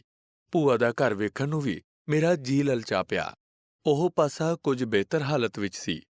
ਜਿਸ ਗਲੀ ਤੇ ਬਾਜ਼ਾਰ ਵਿੱਚੋਂ ਲੰਘਦਾ, ਉਹ ਚੱਪਾ-ਚੱਪਾ ਮੈਂ ਸਿਹਾਣ ਜਾਂਦਾ ਸਾਂ। ਕੁਝ ਵੀ ਨਹੀਂ ਸੀ ਬਦਲਿਆ। ਇੱਥੇ ਜ਼ਿੰਦਗੀ ਬਿਲਕੁਲ ਉਸੇ ਢੰਗ ਤੇ ਰਫ਼ਤਾਰ ਨਾਲ ਟੁਰਦੀ ਜਾਪਦੀ ਸੀ ਜਿਵੇਂ ਅੱਜ ਤੋਂ ਅੱਧੀ ਸਦੀ ਪਹਿਲਾਂ। ਜੇ ਕੋਈ ਤਬਦੀਲੀ ਨਜ਼ਰ ਆਈ ਸੀ ਤਾਂ ਉਹ ਸਨ ਡਿੱਗੇ ਹੋਏ ਮਕਾਨ। ਕਿਸੇ ਨੇ ਦੱਸਿਆ ਇਹਦਾ ਕਾਰਨ ਜੇਹਲਮ ਦਰਿਆ ਦਾ ਸ਼ਹਿਰ ਦੇ ਬਿਲਕੁਲ ਨੇੜੇ ਆ ਜਾਣਾ ਹੈ, ਪਰ ਕੇਵਲ ਇਹੋ ਕਾਰਨ ਨਹੀਂ ਸੀ ਹੋ ਸਕਦਾ। ਡਿੱਗਣ ਵਾਲੇ ਮਕਾਨਾਂ ਵਿੱਚੋਂ ਬਹੁਤ ਸੰਖਿਆ ਅੱਤ ਪੁਰਾਣੇ ਛੋਟੀਆਂ ਇੱਟਾਂ ਵਾਲੇ ਮਕਾਨਾਂ ਦੀ ਸੀ, ਜਿਨ੍ਹਾਂ ਦੇ ਦਰਵਾਜ਼ਿਆਂ ਤੇ ਛੱਜਿਆਂ ਉੱਪਰ ਕੀਤੀ ਗਈ ਚੋਬਕਾਰੀ ਦਾ ਕੰਮ ਆਪਣੀ ਸੁੰਦਰਤਾ ਦੇ ਲਈ ਸੰਸਾਰ ਭਰ ਵਿੱਚ ਮਸ਼ਹੂਰ ਹੈ ਅਤੇ ਜਿਸ ਦੇ ਨਮੂਨੇ ਲਾਹੌਰ ਦੇ ਅਜਾਇਬ ਘਰ ਵਿੱਚ ਵੀ ਰੱਖੇ ਗਏ ਹਨ। ਕਿਤੇ-ਕਿਤੇ ਅਜਿਹਾ ਦਰਵਾਜ਼ਾ ਹੁਣ ਵੀ ਨਜ਼ਰ ਆ ਜਾਂਦਾ ਹੈ ਅਤੇ ਵੇਖ ਕੇ ਬੜੀ ਖੁਸ਼ੀ ਹੁੰਦੀ। ਮੇਰਾ ਅਨੁਮਾਨ ਹੈ ਕਿ ਵੰਡ ਤੋਂ ਬਾਅਦ ਜਦੋਂ ਮਕਾਨ ਨਵੇਂ ਸਿਰੋਂ ਅਲਾਟ ਕੀਤੇ ਗਏ ਹੋਣਗੇ ਤਾਂ ਪੈਸੇ ਵਾਲਿਆਂ ਨੇ ਉਹਨਾਂ ਨੂੰ ਢਾਹ ਕੇ ਨਵੇਂ ਮਕਾਨ ਬਣਾਉਣ ਦਾ ਇਰਾਦਾ ਕੀਤਾ ਹੋਵੇਗਾ, ਜੋ ਸ਼ਾਇਦ ਕਾਰ ਵਿਹਾਰ ਦੇ ਸਾਧਨ ਉਮੀਦ ਮੁਜਬ ਉਸਰਦੇ ਨਾ ਵੇਖ ਕੇ ਮੁਲਤਵੀ ਕਰ ਦਿੱਤਾ ਅਤੇ ਜਿਨ੍ਹਾਂ ਕੋਲ ਪੈਸਾ ਨਹੀਂ ਸੀ ਉਹਨਾਂ ਨੇ ਮਕਾਨਾਂ ਨੂੰ ਤੇ ਆਪਣੇ ਆਪ ਨੂੰ ਵੀ ਰੱਬ ਆਸਰੇ ਛੱਡ ਦਿੱਤਾ ਹੋਵੇਗਾ। ਕਿਤਨਾ ਚੰਗਾ ਹੁੰਦਾ ਜੇ ਭੇਰੇ ਜਿਹੇ ਧੁਰ ਕਦੀਮ ਇਤਿਹਾਸਕ ਸ਼ਹਿਰ ਦੀ ਹਕੂਮਤ ਨੇ ਆਪ ਬਹੁਤ ਕੁਝ ਸਾਰ ਲਈ ਹੁੰਦੀ। ਇੱਥੇ ਬਹੁਤ ਕੁਝ ਸੰਭਾਲ ਕੇ ਰੱਖਣ ਜੋਗਾ ਸੀ। ਯੂਰਪ ਵਿੱਚ ਪੁਰਾਣੇ ਸ਼ਹਿਰਾਂ ਦੀ ਬੜੀ ਕਦਰ ਕੀਤੀ ਜਾਂਦੀ ਹੈ, ਪਰ ਇਹ ਗੁਣ ਅਸਾਂ ਲੋਕਾਂ ਹਾਲੀ ਨਹੀਂ ਸਿੱਖਿਆ। ਬਾਜ਼ਾਰ ਵਿੱਚੋਂ ਕੋਹਲੀਆਂ ਦੇ ਮੁਹੱਲੇ ਦੀ ਗਲੀ ਵਿੱਚ ਵੜਦਿਆਂ ਮੇਰੀ ਭੂਆ ਦਾ ਸੱਜੇ ਪਾਸੇ ਪਹਿਲਾ ਘਰ ਸੀ। ਇਹ ਗੱਲ ਮੈਨੂੰ ਪੱਕੀ ਯਾਦ ਸੀ। ਮਕਾਨ ਦੀ ਸ਼ਕਲ ਸੂਰਤ ਮੈਂ ਨਾ ਪਛਾਣ ਸਕਿਆ, ਪਰ ਯਕੀਨ ਸੀ ਕਿ ਮਕਾਨ ਇਹੋ ਹੈ। ਜਦੋਂ ਮੇਰੇ ਸਾਥੀਆਂ ਨੇ ਘਰ ਵਾਲਿਆਂ ਤੋਂ ਅੰਦਰ ਪ੍ਰਵੇਸ਼ ਕਰਨ ਦੀ ਇਜਾਜ਼ਤ ਮੰਗੀ ਤਾਂ ਉਹਨਾਂ ਆਖਿਆ, ਕੋਈ ਨਿਸ਼ਾਨੀ ਦੱਸੋ, ਜੇ ਠੀਕ ਨਿਕਲੀ ਤਾਂ ਅਸੀਂ ਤੁਹਾਨੂੰ ਇਜਾਜ਼ਤ ਦੇ ਦਿਆਂਗੇ। ਅਜੇ ਉਹਨਾਂ ਗੱਲ ਪੂਰੀ ਵੀ ਨਹੀਂ ਕੀਤੀ ਸੀ ਕਿ ਮੈਂ ਧੜੱਲੇ ਨਾਲ ਬੋਲ ਉੱਠਿਆ, ਅੰਦਰ ਕਿਤੇ ਲਾਲ ਪੀਲੇ ਰੰਗ ਦੇ ਸ਼ੀਸ਼ੇ ਲੱਗੇ ਹੋਏ ਹੋਣਗੇ ਭੇਰੇ ਪੁੱਜ ਕੇ ਮੇਰੇ ਅੰਦਰ ਦਾ ਜਿਹੜਾ 8 ਕੁ ਵਰ੍ਹਿਆਂ ਦਾ ਬਾਲ ਜਾਗ ਪਿਆ ਸੀ, ਉਹ ਫੇਰ ਕੂਕਿਆ ਸੀ। ਘਰ ਵਾਲਿਆਂ ਦਾ ਇੱਕ ਬੰਦਾ ਝੱਟ ਦੇ ਝੱਟ ਅੰਦਰ ਗਿਆ ਤੇ ਫੇਰ ਬਾਹਰ ਆ ਕੇ ਕਹਿਣ ਲੱਗਾ, ਆ ਜਾਓ, ਬੜੀ ਖੁਸ਼ੀ ਨਾਲ ਤੁਸੀਂ ਮਕਾਨ ਵੇਖ ਸਕਦੇ ਹੋ। ਉੱਪਰ ਵਾਲੀ ਮੰਜ਼ਲ ਦੇ ਕਮਰੇ ਵਿੱਚ ਬਾਰੀਆਂ ਨੂੰ ਸੱਚਮੁੱਚ ਰੰਗੀਨ ਸ਼ੀਸ਼ੇ ਲੱਗੇ ਹੋਏ ਸਨ। ਇਹਨਾਂ ਨੂੰ ਵੇਖ ਕੇ ਮੇਰੇ ਸਾਥੀਆਂ ਨੇ ਤਾਂ ਹੈਰਾਨ ਹੋਣਾ ਹੀ ਸੀ। ਮੈਂ ਆਪ ਵੀ ਆਪਣੀ ਯਾਦ ਸ਼ਕਤੀ ਦੀ ਕਰਾਮਾਤ ਤੇ ਹੱਕਾ-ਬੱਕਾ ਰਹਿ ਗਿਆ। ਅਚਾਨਕ ਮੈਨੂੰ ਇਹ ਵੀ ਸਮਝ ਆ ਗਈ ਕਿਵੇਂ ਇਹ ਸ਼ੀਸ਼ੇ ਮੇਰੀ ਯਾਦ ਵਿੱਚ ਉਕਰੇ ਹੋਣਗੇ। ਇੱਕ ਵਾਰੀ ਪਿਤਾ ਜੀ ਕਿਸੇ ਵਿਆਹ ਉੱਤੇ ਮੈਨੂੰ ਆਪਣੇ ਨਾਲ ਪਿੰਡੀਓਂ ਭੇਰੇ ਲੈ ਗਏ ਸਨ। ਉੱਥੇ ਜਾ ਕੇ ਮੈਂ ਬਿਮਾਰ ਹੋ ਗਿਆ ਸਾਂ ਅਤੇ ਮੈਨੂੰ ਭੂਆ ਦੇ ਘਰ ਰੱਖਿਆ ਗਿਆ ਸੀ। ਉਸ ਵੇਲੇ ਮੇਰੀ ਉਮਰ ਕੋਈ 6 ਕੁ ਵਰ੍ਹਿਆਂ ਦੀ ਸੀ। ਮੇਰੀ ਮੰਜੀ ਦੇ ਨਾਲ ਕਰਕੇ ਮੇਰੀ ਫੁਫੇਰ ਭੈਣ ਦੀ ਮੰਜੀ ਸੀ, ਜੋ ਮੇਰੇ ਕੋਲੋਂ 6-7 ਸਾਲ ਵੱਡੀ ਸੀ। ਉਹ ਵੀ ਬਿਮਾਰ ਸੀ। ਸਵੇਰ ਵੇਲੇ ਨੌਕਰ ਦੋਹਾਂ ਲਈ ਦੁੱਧ ਦਾ ਗਲਾਸ ਲੈ ਆਉਂਦਾ। ਮੈਂ ਗਟਾ-ਗਟ ਪੀ ਜਾਂਦਾ, ਪਰ ਉਹ ਆਪਣਾ ਗਲਾਸ ਹੱਥ ਵਿੱਚ ਫੜ ਕੇ ਤੇ ਅੱਖਾਂ ਟੱਡ ਕੇ ਬੜਾ ਚਿਰ ਮੇਰੇ ਵੱਲ ਵੇਖਦੀ ਰਹਿੰਦੀ ਸੀ। ਉਸ ਨੂੰ ਦੁੱਧ ਤੋਂ ਨਫ਼ਰਤ ਸੀ ਅਤੇ ਉਹ ਹੈਰਾਨ ਹੁੰਦੀ ਕਿ ਮੈਂ ਕਿਵੇਂ ਇੰਨੇ ਸੁੱਖ ਨਾਲ ਇਹ ਪੀ ਲੈਂਦਾ ਹਾਂ। ਕਾਫੀ ਸਾਰਾ ਚਿਰ ਮੇਰੇ ਵੱਲ ਘੂਰ ਕੇ ਫਿਰ ਉਹ ਬਾਰੀ ਵਿੱਚੋਂ ਆਪਣੇ ਗਲਾਸ ਨੂੰ ਬਾਹਰ ਡੋਲ ਛੱਡਦੀ। ਉਹ ਇਹੋ ਸ਼ੀਸ਼ਿਆਂ ਵਾਲੀ ਬਾਰੀ ਸੀ। ਹੋਰ ਕਈ ਯਾਦਾਂ ਉੱਭਰਦੀਆਂ। ਭੂਆ ਮੈਨੂੰ ਕਿਤਨਾ ਪਿਆਰ ਕਰਦੀ ਸੀ। ਸਾਰੇ ਘਰ ਵਿੱਚ ਇੱਕ ਉਹ ਮੈਨੂੰ ਬੱਲੀ ਬੁਲਾਉਂਦੀ ਸੀ। ਉਹਦਾ ਆਪਣਾ ਕਮਰਾ ਕਿਸ਼ਮਿਸ਼, ਬਾਦਾਮ, ਮਿਸ਼ਰੀ, ਲਾਚੀ ਆਦਿ ਦੀਆਂ ਚੰਗੇਰਾਂ ਦੇ ਨਾਲ ਹਮੇਸ਼ਾ ਭਰਿਆ ਰਹਿੰਦਾ ਸੀ ਅਤੇ ਉਸਦੇ ਹੱਥੋਂ ਜੋ ਸਵਾਦ ਸੀ ਖਾਣ ਦਾ, ਉਹ ਆਪਣੀ ਮਾਂ ਦੇ ਹੱਥੋਂ ਵੀ ਨਹੀਂ ਸੀ।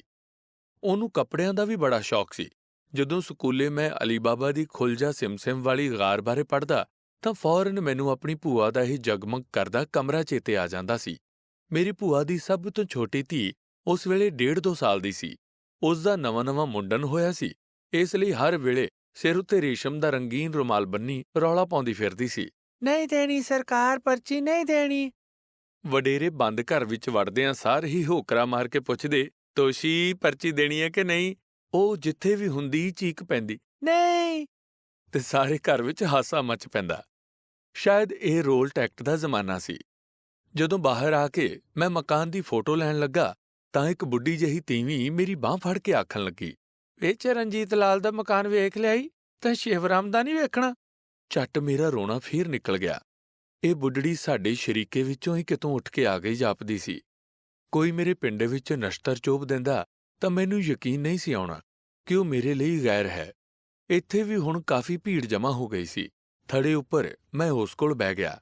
ਮੇਰੀ ਭੂਆ ਨੂੰ ਯਾਦ ਕਰਕੇ ਉਹ ਵੀ ਪਈ ਰੋਈ ਜਾਵੇ ਤੇ ਮੈਂ ਵੀ।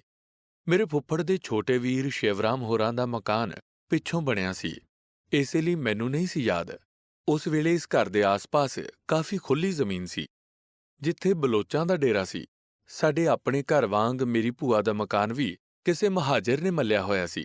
ਜਦੋਂ ਮੈਂ ਬੁੱਢੜੀ ਦੇ ਨਾਲ ਬੈਠਾ ਬੀਤੇ ਦੇ ਸੁੱਖ ਵਿੱਚ ਗਲਤਾਨ ਸਾਂ, ਉਹਨੇ ਅੱਗੇ ਵੱਧ ਕੇ ਹੋਰ ਤਰ੍ਹਾਂ ਦੇ ਕਿੱਸੇ ਛੇੜ ਦਿੱਤੇ।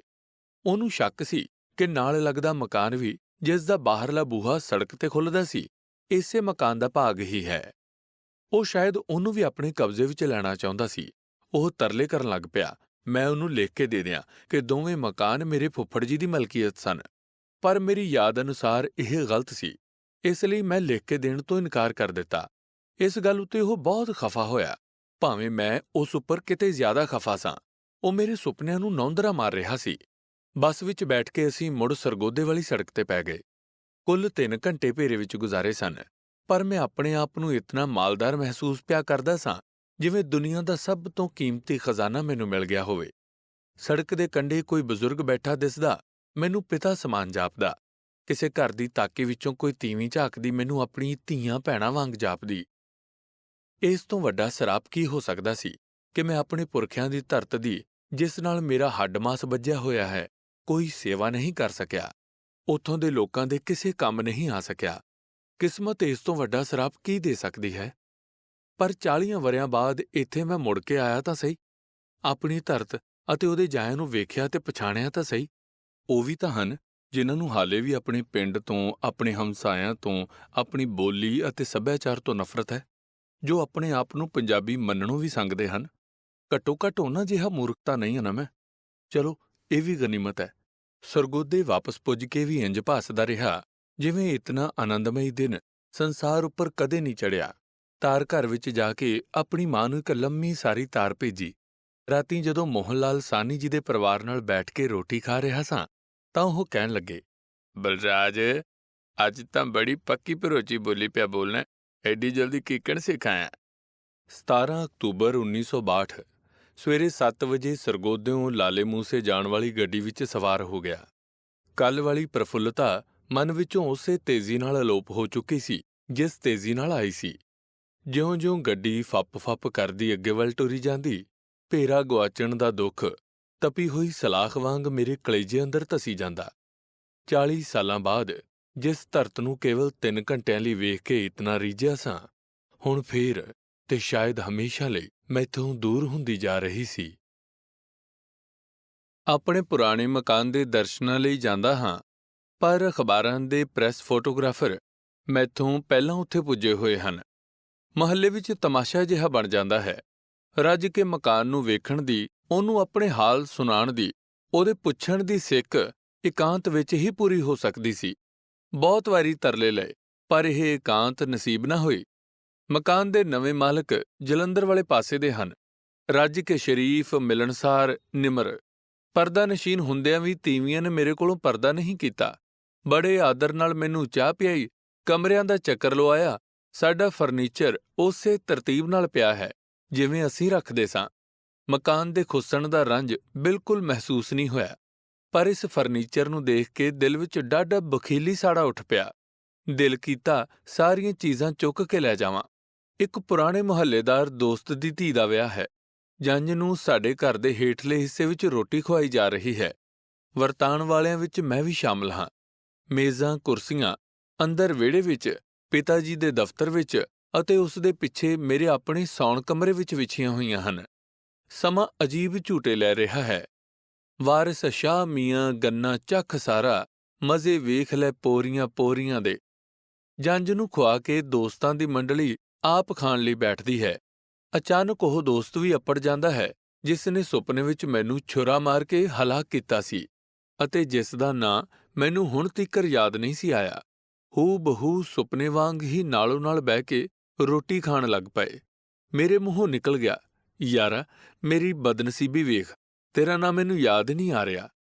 ਇੱਕਦਮ ਉਸਦਾ ਹੱਥ ਲਾਇਆ ਮੈਲਾ ਹੋਣ ਵਾਲਾ ਗੋਰਾ ਚਿਹਰਾ ਗੁੱਸੇ ਨਾਲ ਤਮਤਮਾਣ ਲੱਗ ਪਿਆ, ਜਿਵੇਂ ਹੁਣੇ ਜੇਬ ਵਿੱਚੋਂ ਚਾਕੂ ਕੱਢ ਕੇ ਸੁਪਨੇ ਨੂੰ ਪੂਰਨ ਰੂਪ ਸੱਚਾ ਕਰ ਵਿਖਾਏਗਾ। ਉਹਨੇ ਛੁਰਾ ਤਾਂ ਨਹੀਂ ਕੱਢਿਆ, ਪਰ ਜਿਹੜੇ ਸ਼ਬਦ ਆਖੇ ਉਹ ਘੱਟ ਖੁੱਬਣ ਵਾਲੇ ਨਹੀਂ ਸਨ। ਵਾਪਸ ਜਾ ਕੇ ਆਪਣੀ ਮਾਤਾ ਜੀ ਕੋਲੋਂ ਪੁੱਛੀ, ਉਹਨਾਂ ਕੀ ਮੇਰਾ ਨਾਂ ਨਹੀਂ ਭੁੱਲਿਆ ਹੋਣਾ। ਦਿੱਲੀ ਪੁੱਜ ਕੇ ਮੈਂ ਉਸ ਦੀ ਗੱਲ ਨੂੰ ਅਜ਼ਮਾਇਆ। ਮੈਂ ਮਾਂ ਨੂੰ ਕਿਹਾ, ਮਾਂ ਜੀ ਮੇਰਾ ਬਚਪਨ ਦਾ ਉਹ ਦੋਸਤ ਯਾਦ ਜੇ, ਬੜਾ ਬੀਬੜਾ ਜਿਹਾ ਤੇ ਗੋਰਾ ਰੂੰ, ਸੋਹਣੀ ਜੀ ਪੱਗ। ਮੇਰਾ ਮੁਖਤਾਰ। ਮਾਤਾ ਜੀ ਨੇ ਝੱਟ ਟੋਕ ਕੇ ਕਿਹਾ, ਹਾਏ ਉਸ ਵਿਚਾਰੇ ਨੂੰ ਕਿਵੇਂ ਭੁੱਲ ਸਕਨੀ ਆ। ਕੰਪਨੀ ਬਾਗ ਦਾ ਨਾਂ ਹੁਣ ਲਿਆਕਤ ਪਾਰਕ ਹੋ ਗਿਆ ਹੈ। ਇਸ ਤੋਂ ਆਪਣੇ ਟੈਕਸੀ ਡਰਾਈਵਰ ਯਾਰ ਖੁਰਸ਼ੀਦ ਦੀ ਇੱਕ ਗੱਲ ਯਾਦ ਆਈ। ਸਦਰ ਬਾਜ਼ਾਰ ਵਿੱਚੋਂ ਲੰਘ ਰਹੇ ਸਾਂ। ਮੈਂ ਉਹਨੂੰ ਪੁੱਛਿਆ, ਖੁਰਸ਼ੀਦ ਸਾਡੇ ਪਾਸੇ ਤਾਂ ਰਿਸ਼ਵਤ ਸਿਫਾਰਿਸ਼ ਖੂਬ ਚੱਲਦੀ ਏ, ਇੱਥੇ ਕੀ ਹਾਲ ਏ? ਲਿਆਕਤਾਂ ਤਾਂ ਗੋਲੀ ਮਾਰ ਛੋੜੀ ਨੰਨਾ ਜੀ। ਕੀ? ਮੈਂ ਸਮਝੀ ਨਹੀਂ ਤੇਰੀ ਗੱਲ। ਉਹ ਜੇ ਲਿਆਕਤ ਅਲੀ ਹੋਰਾਂ ਕੀ ਤਾਂ ਗੋਲੀ ਮਾਰ ਛੋੜੀ ਹੋਈ ਨੇ ਨਾ, ਬਾਕੀ ਤਾਂ ਰਿਸ਼ਵਤ ਅਲੀ ਤੇ ਸਿਫਾਰਿਸ਼ ਅਲੀ ਹੋ ਰਹੀ ਰਹਿ ਗਏ ਨਾ। ਲਿਆਕਤ ਪਾਰਕ ਵਿੱਚ ਸ਼ਹਿਰ ਦੇ ਪੱਤਰਕਾਰਾਂ ਨੇ ਮੈਨੂੰ ਪਾਰਟੀ ਦਿੱਤੀ ਹੈ। ਸ਼ੋਰਸ਼ ਮਲਿਕ, ਅਫਜ਼ਲ ਪਰਵੇਜ਼, ਜਿਨ੍ਹਾਂ ਦੀਆਂ ਪੰਜਾਬੀ ਕਵਿਤਾਵਾਂ ਭਾਰਤੀ ਰਸਾਲਿਆਂ ਵਿੱਚ ਵੀ ਛਪਦੀਆਂ ਹਨ, ਅਤੇ ਹੋਰ ਕਈ ਸੱਜਣਾਂ ਨੇ ਪੰਜਾਬੀ ਅਤੇ ਉਰਦੂ ਦੀਆਂ ਅਭੁੱਲ ਕਵਿਤਾਵਾਂ ਸੁਣਾਈਆਂ। ਫਿਰ ਮੇਰੀ ਦਰਖਾਸਤ ਉੱਤੇ ਉਸੇ ਰਾਤੀ ਇਨ੍ਹਾਂ ਸੱਜਣਾਂ ਨੇ ਪਾਰਕ ਵਿੱਚ ਦੂਰ ਪਿੰਡਾਂ ਤੋਂ ਕਲਾਵੰਤਾਂ ਨੂੰ ਸੱਦ ਕੇ ਲੋਕ ਗੀਤਾਂ ਤੇ ਨ੍ਰਿਤਾਂ ਦਾ ਮੇਲਾ ਵੀ ਲਾਇਆ। ਜੀਵਨ ਵਿੱਚ ਪਹਿਲੀ ਅਤੇ ਕੌਣ ਜਾਣੇ ਸ਼ਾਇਦ ਅਖੀਰਲੀ ਵਾਰੀ ਮੈਂ ਆਪਣੀ ਜਨਮ ਧਰਤ ਦੀ ਗੋਦ ਵਿੱਚ ਬਹਿ ਕੇ ਵੇਖੇ। ਕਈ ਹੋਰ ਮਿੱਤਰਾਂ ਦੇ ਪਰਿਵਾਰ ਵੀ ਜਿਹੜੇ ਮੇਰੇ ਨਾਲ ਹੁਣ ਇੰਜ ਸਲੂਕ ਕਰਨ ਲੱਗ ਪਏ ਸਨ ਜਿਵੇਂ ਨਾ ਕਦੇ ਮੈਂ ਦੇਸੋਂ ਬਾਹਰ ਗਿਆ ਸਾਂ ਤੇ ਨਾ ਕਦੇ ਜਾਣਾ ਹੈ, ਇਸ ਪਾਗਲਪੁਣੇ ਵਿੱਚ ਸਾਥ ਦੇ ਰਹੇ ਸਨ। ਮੇਰਾ ਗਵਾਰੂ ਨਾਚਾਂ ਅਤੇ ਗੀਤਾਂ ਉੱਪਰ ਇਤਨਾ ਰੀਝਣਾ ਉਹਨਾਂ ਨੂੰ ਅਸੁਭਾਵਕ ਜਿਹਾ ਲੱਗ ਰਿਹਾ ਸੀ। ਨੱਚਣ ਵਾਲਿਆਂ ਦੀਆਂ ਪੱਗਾਂ ਅਤੇ ਅੰਗਰਖੇ ਇੱਕਦਮ ਮਾਰਵਾੜੀ ਜਾਂ ਕਾਠੀਆਵਾੜੀ ਢੰਗ ਦੇ ਸਨ। ਉਹਨਾਂ ਦਾ ਡੰਡਕੜੇ ਵਜਾ ਕੇ ਨੱਚਣਾ ਵੀ ਕਾਠੀਆਵਾੜੀ ਡਾਂਡੀਆ ਡਾਂਸ ਵਾਂਗਰ ਸੀ। ਪਰ ਜਿਸ ਮਰਦਾਊਪੁਣੇ ਨਾਲ ਇਹ ਪੋਠੋਹਾਰੀ ਗੱਭਰੂ ਉਛਲਦੇ ਅਤੇ ਘੂਕਰਦੇ ਸਨ, ਉਹ ਪੰਜਾਬ ਤੋਂ ਛੁੱਟ ਕਿਸੇ ਪ੍ਰਾਂਤ ਦੇ ਵੱਸ ਦਾ ਨਹੀਂ। ਨਿਰਤਕਾਂ ਨੇ ਮੈਨੂੰ ਦੱਸਿਆ ਕਿ ਨ੍ਰਿਤ ਉਹਨਾਂ ਦੇ ਘਰਾਣਿਆਂ ਵਿੱਚ ਪੁਸ਼ਤ ਦਰ ਪੁਸ਼ਤ ਚਲਾ ਆ ਰਿਹਾ ਹੈ। ਪੁਸ਼ਾਕਾਂ ਦੇ ਡਿਜ਼ਾਈਨ ਵੀ ਸਦੀਆਂ ਪੁਰਾਣੇ ਹਨ, ਇਹਨਾਂ ਨੂੰ ਕਦੇ ਨਹੀਂ ਬਦਲਿਆ ਜਾਂਦਾ। ਨਾ ਹੀ ਨਰਿਤ ਤੋਂ ਇਲਾਵਾ ਕਿਸੇ ਹੋਰ ਮੌਕੇ ਤੇ ਵਰਤਿਆ ਹੀ ਜਾਂਦਾ ਹੈ। ਝੰਗ ਦੇ ਨਰਿਤ ਵੇਖ ਕੇ ਮੈਨੂੰ ਪੱਛਮੀ ਪੰਜਾਬ ਅਤੇ ਕੱਛ ਕਾਠੀਆਵਾੜ ਦੀ ਸੱਭਿਆਚਾਰਕ ਸਾਂਝ ਦਾ ਅਨੁਮਾਨ ਹੋਇਆ ਸੀ। ਉਸ ਦਾ ਪੱਕਾ ਸਬੂਤ ਪਿੰਡੀ ਵਿੱਚ ਮਿਲ ਗਿਆ। ਇਹ ਨਰਿਤ ਅਵਸ਼ ਜਨਤਾ ਦੇ ਇਸਲਾਮ ਧਾਰਨ ਕਰਨ ਤੋਂ ਪਹਿਲਾਂ ਦੇ ਵੇਲਿਆਂ ਦੇ ਹਨ। ਪੋਠੋਹਾਰ ਦੇ ਮਾਈਏ ਤੇ ਢੋਲੇ ਆਪਣੀ ਬੇਮਿਸਾਲ ਸੁੰਦਰਤਾ ਲਈ ਮਸ਼ਹੂਰ ਹਨ। ਹੀਰ ਗਾਉਣ ਦੀ ਵੀ ਇਹਨਾਂ ਲੋਕਾਂ ਦੀ ਇੱਕ ਆਪਣੀ ਅਨੋਖੀ ਤਰਜ਼ ਹੈ। ਇਸ ਦੇ ਵਿੱਚ ਕਰੁਣਾ ਰਸ ਨਹੀਂ, ਸਗੋਂ ਨਾਟਕਮਈ ਗੀਤਸ਼ਾਲਾ ਕਥਾ ਰਸ ਦੀ ਪ੍ਰਬਲਤਾ ਹੈ। ਰਾਵਲਪਿੰਡੀ ਦੇ ਰਾਜਧਾਨੀ ਬਣਨ ਨਾਲ ਇਹਨਾਂ ਕਲਾਕਾਰਾਂ ਦੀ ਅਚਿੰਤੀ ਸਹਾਇਤਾ ਵਾਪਰ ਗਈ ਹੈ। ਵਿਦੇਸ਼ਾਂ ਤੋਂ ਆਉਣ ਵਾਲੇ ਮੁਅੱਜ਼ਜ਼ ਮਹਿਮਾਨਾਂ ਨੂੰ ਸਥਾਨਕ ਲੋਕ ਕਲਾ ਦੇ ਨਮੂਨੇ ਵਿਖਾਉਣ ਦੇ ਲਈ ਸਰਕਾਰ ਵੱਲੋਂ ਉਨ੍ਹਾਂ ਨੂੰ ਯਾਦ ਕੀਤਾ ਜਾਣ ਲੱਗ ਪਿਆ ਹੈ। ਇੰਜ ਇਹਨਾਂ ਨੂੰ ਕਦੇ-ਕਦੇ ਚੰਗੀ ਮਾਇਆ ਤੇ ਸ਼ਲਾਘਾ ਮਿਲ ਜਾਂਦੀ ਹੈ, ਪਰ ਪੜ੍ਹੇ-ਲਿਖੇ ਮੁੰਡਿਆਂ-ਕੁੜੀਆਂ ਨੂੰ ਸਾਡੇ ਦੇਸ਼ ਵਾਂਗ ਲੋਕ ਨਰਿਤ ਸਿੱਖਣ ਦੀ ਚੇਟਕ ਅਜੇ ਨਹੀਂ ਲੱਗੀ। ਸੈਦਪੁਰ, ਜਿਸ ਦਾ ਰਾਮਕੁੰਡ ਦੂਜਾ ਨਾਂ ਸੀ, ਅਤੇ ਨੂਰਪੁਰ, ਜਿੱਥੇ ਬਰੀ ਇਮਾਮ ਦਾ ਮੇਲਾ ਲੱਗਦਾ ਹੈ, ਦੀ ਸੈਰ ਕਰਦਿਆਂ ਉਹ ਮੁਕਾਮ ਵੇਖਿਆ ਜਿੱਥੇ ਨਵੀਂ ਰਾਜਧਾਨੀ ਬਣੇਗੀ। ਸੈਦਪੁਰ ਤੋਂ 3 ਕੁ ਮੀਲ ਉਰਾਂ ਤਖਤਪੜੀ ਦੀ ਪਹਾੜੀ ਨੂੰ ਕੇਂਦਰ ਬਣਾ ਕੇ ਨਗਰ ਰਮਣੀਕ ਪਹਾੜ ਤਰਾਈ ਵਿੱਚ ਫੈਲਦਾ ਚਲਾ ਜਾਏਗਾ। ਮਰੀ ਰੋਡ ਉੱਪਰ ਰਾਵਲਾ ਨਾਮਕ ਥਾਂ ਤੇ ਇੱਕ ਨਵਾਂ ਤੇ ਬਹੁਤ ਵੱਡਾ ਬੰਨ੍ਹ ਬਣਾਇਆ ਗਿਆ ਹੈ। ਨੀਲਾ ਨਿਰਮਲ ਪਾਣੀ ਝੀਲ ਰੂਪ ਕਈ ਮੀਲਾਂ ਦੇ ਰਕਬੇ ਵਿੱਚ ਫੈਲ ਗਿਆ ਹੈ। ਰਾਜਧਾਨੀ ਦਾ ਪੂਰਬਲਾ ਭਾਗ ਇਸ ਝੀਲ ਨੂੰ ਛੋਹੇਗਾ। ਮਕਾਨ ਚੁਣਨ ਵਾਲਿਆਂ ਦੀ ਸੋਚ ਉੱਪਰ ਚੰਡੀਗੜ੍ਹ ਦਾ ਚੋਖਾ ਪ੍ਰਭਾਵ ਪਿਆ ਜਾਪਦਾ ਹੈ, ਪਰ ਇਸ ਵਿੱਚ ਕੋਈ ਸ਼ੱਕ ਨਹੀਂ ਕਿ ਕੋਹਮਰੀ ਦੀਆਂ ਪਹਾੜੀਆਂ ਦਾ ਨਜ਼ਾਰਾ ਸ਼ਿਵਾਲਿਕ ਦੀ ਪਰਬਤਮਾਲਾ ਤੋਂ ਕਿਤੇ ਜ਼ਿਆਦਾ ਹੁਸੀਨ ਹੈ। ਚੰਡੀਗੜ੍ਹ ਕਿਸੇ ਫਰਾਂਸੀਸੀ ਇਮਾਰਤਕਾਰ ਦੀ ਸੋਚ ਦਾ ਕਰਿਸ਼ਮਾ ਸੀ। ਪਾਕਿਸਤਾਨ ਦੀ ਨਵੀਂ ਰਾਜਧਾਨੀ ਨੂੰ ਵਜੂਦ ਵਿੱਚ ਲਿਆਉਣ ਦੇ ਲਈ ਇੱਕ ਯੂਨਾਨੀ ਇਮਾਰਤਕਾਰ ਦੀਆਂ ਖਿਦਮਤਾਂ ਹਾਸਲ ਕੀਤੀਆਂ ਗਈਆਂ ਹਨ। ਵੇਖੀਏ ਇਸ ਬਾਦਸ਼ਾਹੀ ਦੌੜ ਵਿੱਚ ਕੌਣ ਜਿੱਤਦਾ ਹੈ। ਮੇਰੇ ਹੁੰਦਿਆਂ ਹਾਲੇ ਕੋਈ ਇਮਾਰਤ ਨਹੀਂ ਸੀ ਉਸਰੀ। ਤਖਤਪੜੀ ਉੱਪਰ ਕੁਝ ਸਰਕਾਰੀ ਇਮਾਰਤਾਂ ਦੀ ਨੀਂਹ ਖੁਦਾਈ ਦੂਰੋਂ ਦਿਸ ਰਹੀ ਸੀ। ਚੰਡੀਗੜ੍ਹ ਬਣਨ ਵੇਲੇ ਜਦੋਂ ਕਿਸਾਨਾਂ ਨੂੰ ਆਪਣੀਆਂ ਜ਼ਮੀਨਾਂ ਤੋਂ ਬੇਦਖਲ ਕਰਕੇ ਦੂਜੀਆਂ ਥਾਵਾਂ ਤੇ ਭੇਜਿਆ ਗਿਆ ਤਾਂ ਉਹ ਬੜੇ ਦੁਖੀ ਹੋਏ ਸਨ। ਮੈਨੂੰ ਯਾਦ ਹੈ, ਇੱਕ ਬੁੱਢੜੀ ਮੇਰੇ ਇੱਕ ਮਿੱਤਰ ਦੇ ਬੰਗਲੇ ਦੇ ਫਾਟਕ ਤੇ ਰੋਜ਼ ਸਵੇਰੇ ਬਹਿ ਕੇ ਵੈਣ ਕਰਦੀ ਸੀ। ਉੱਜੜ ਦੇ ਪਿੰਡ ਦੇ ਇੱਕ ਵਸਨੀਕ ਨੇ ਹਉਕੇ ਭਰਦਿਆਂ ਕਿਹਾ ਸੀ, "ਉਧਰੋਂ ਉੱਜੜ ਕੇ ਆਇਆਂ ਨੇ ਇੱਧਰ ਆ ਕੇ ਸਾਨੂੰ ਉਜਾੜ ਦਿੱਤਾ।" ਮੈਂ ਖੁਰਸ਼ੀਦ ਨੂੰ ਪੁੱਛਿਆ, "ਜਿਨ੍ਹਾਂ ਦੀਆਂ ਜ਼ਮੀਨਾਂ ਲਿੱਤੀਆਂ ਗਈਆਂ ਨੇ ਉਹ ਦੁਖੀ ਤਾਂ ਨਹੀਂ?" "ਰਾਜਿਆਂ ਦੀਆਂ ਜ਼ਮੀਨਾਂ ਹੋਈਆਂ ਨਾ ਜੀ," ਉਸਨੇ ਜਵਾਬ ਦਿੱਤਾ। ਰਾਜੇ ਕੋਹਮਰੀ ਦੇ ਪਹਾੜਾਂ ਵਿੱਚ ਵਸਣ ਵਾਲੀ ਕੌਮ ਦਾ ਨਾਮ ਹੈ।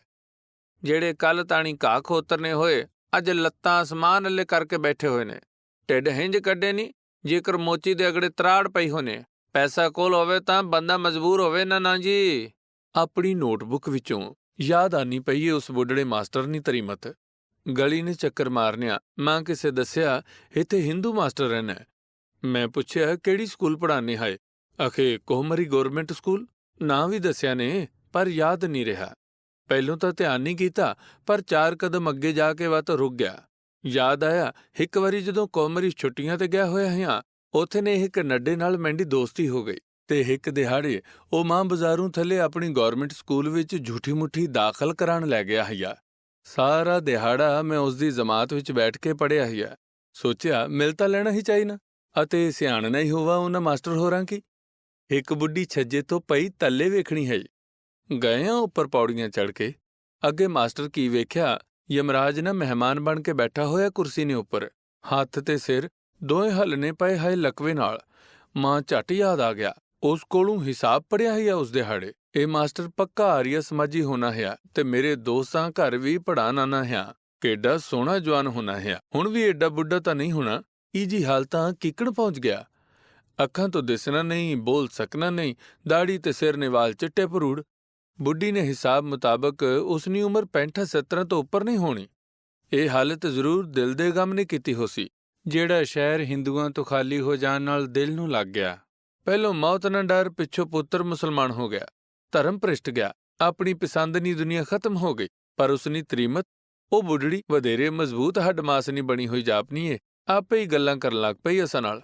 ਮਾਸਟਰ ਤਾਂ ਬੋਲ ਹੀ ਨਹੀਂ ਸੀ ਸਕਣਾ, ਹੁਣ ਉੱਠ ਕੇ ਬਹਿਣ ਜੋਗੇ ਤਾਂ ਹੋ ਗਏ ਨੇ। ਬੜੀ ਖਿਦਮਤ ਕੀਤੀ ਹੈ ਵਿਦਿਆ ਸਾਗਰੇ ਨੇ। ਬਸ ਇਹਾ ਇੱਕ ਪੁੱਤਰ ਨੇ ਖਤਾ ਨੇ, ਰੱਬ ਹਯਾਤੀ ਦੇਵੇਸ। ਸਭ ਉਸੇ ਨਾ ਹੁਕਮ ਏ ਬੱਚਿਆ, ਮਾਂ ਪਿਓ ਹਿੰਦੂ ਤੇ ਪੁੱਤਰ ਮੁਸਲਮਾਨ, ਇੱਕਾ ਗੱਲ ਨਹੀਂ, ਸਾਰੇ ਹੇਕੀਆਂ ਕੇ।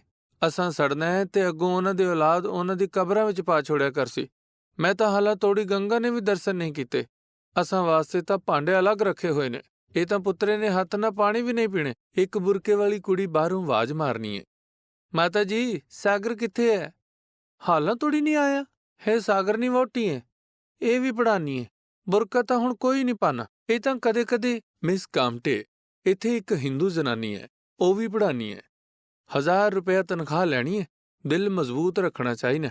ਕੌ ਮਰੀ ਆਓ ਕਿੱਧਰ ਲੁਗੇ ਪਾਸੇ ਰਹਿਨੇ ਹਾਇਆ, ਕਿਤਨਾ ਚਿਰ ਕੱਲੀ ਬੈਠੀ ਰਹਿਣੀ ਹਈਆਂ। ਡਰਨਾ ਨਹੀਂ ਚਾਹੀਨਾ।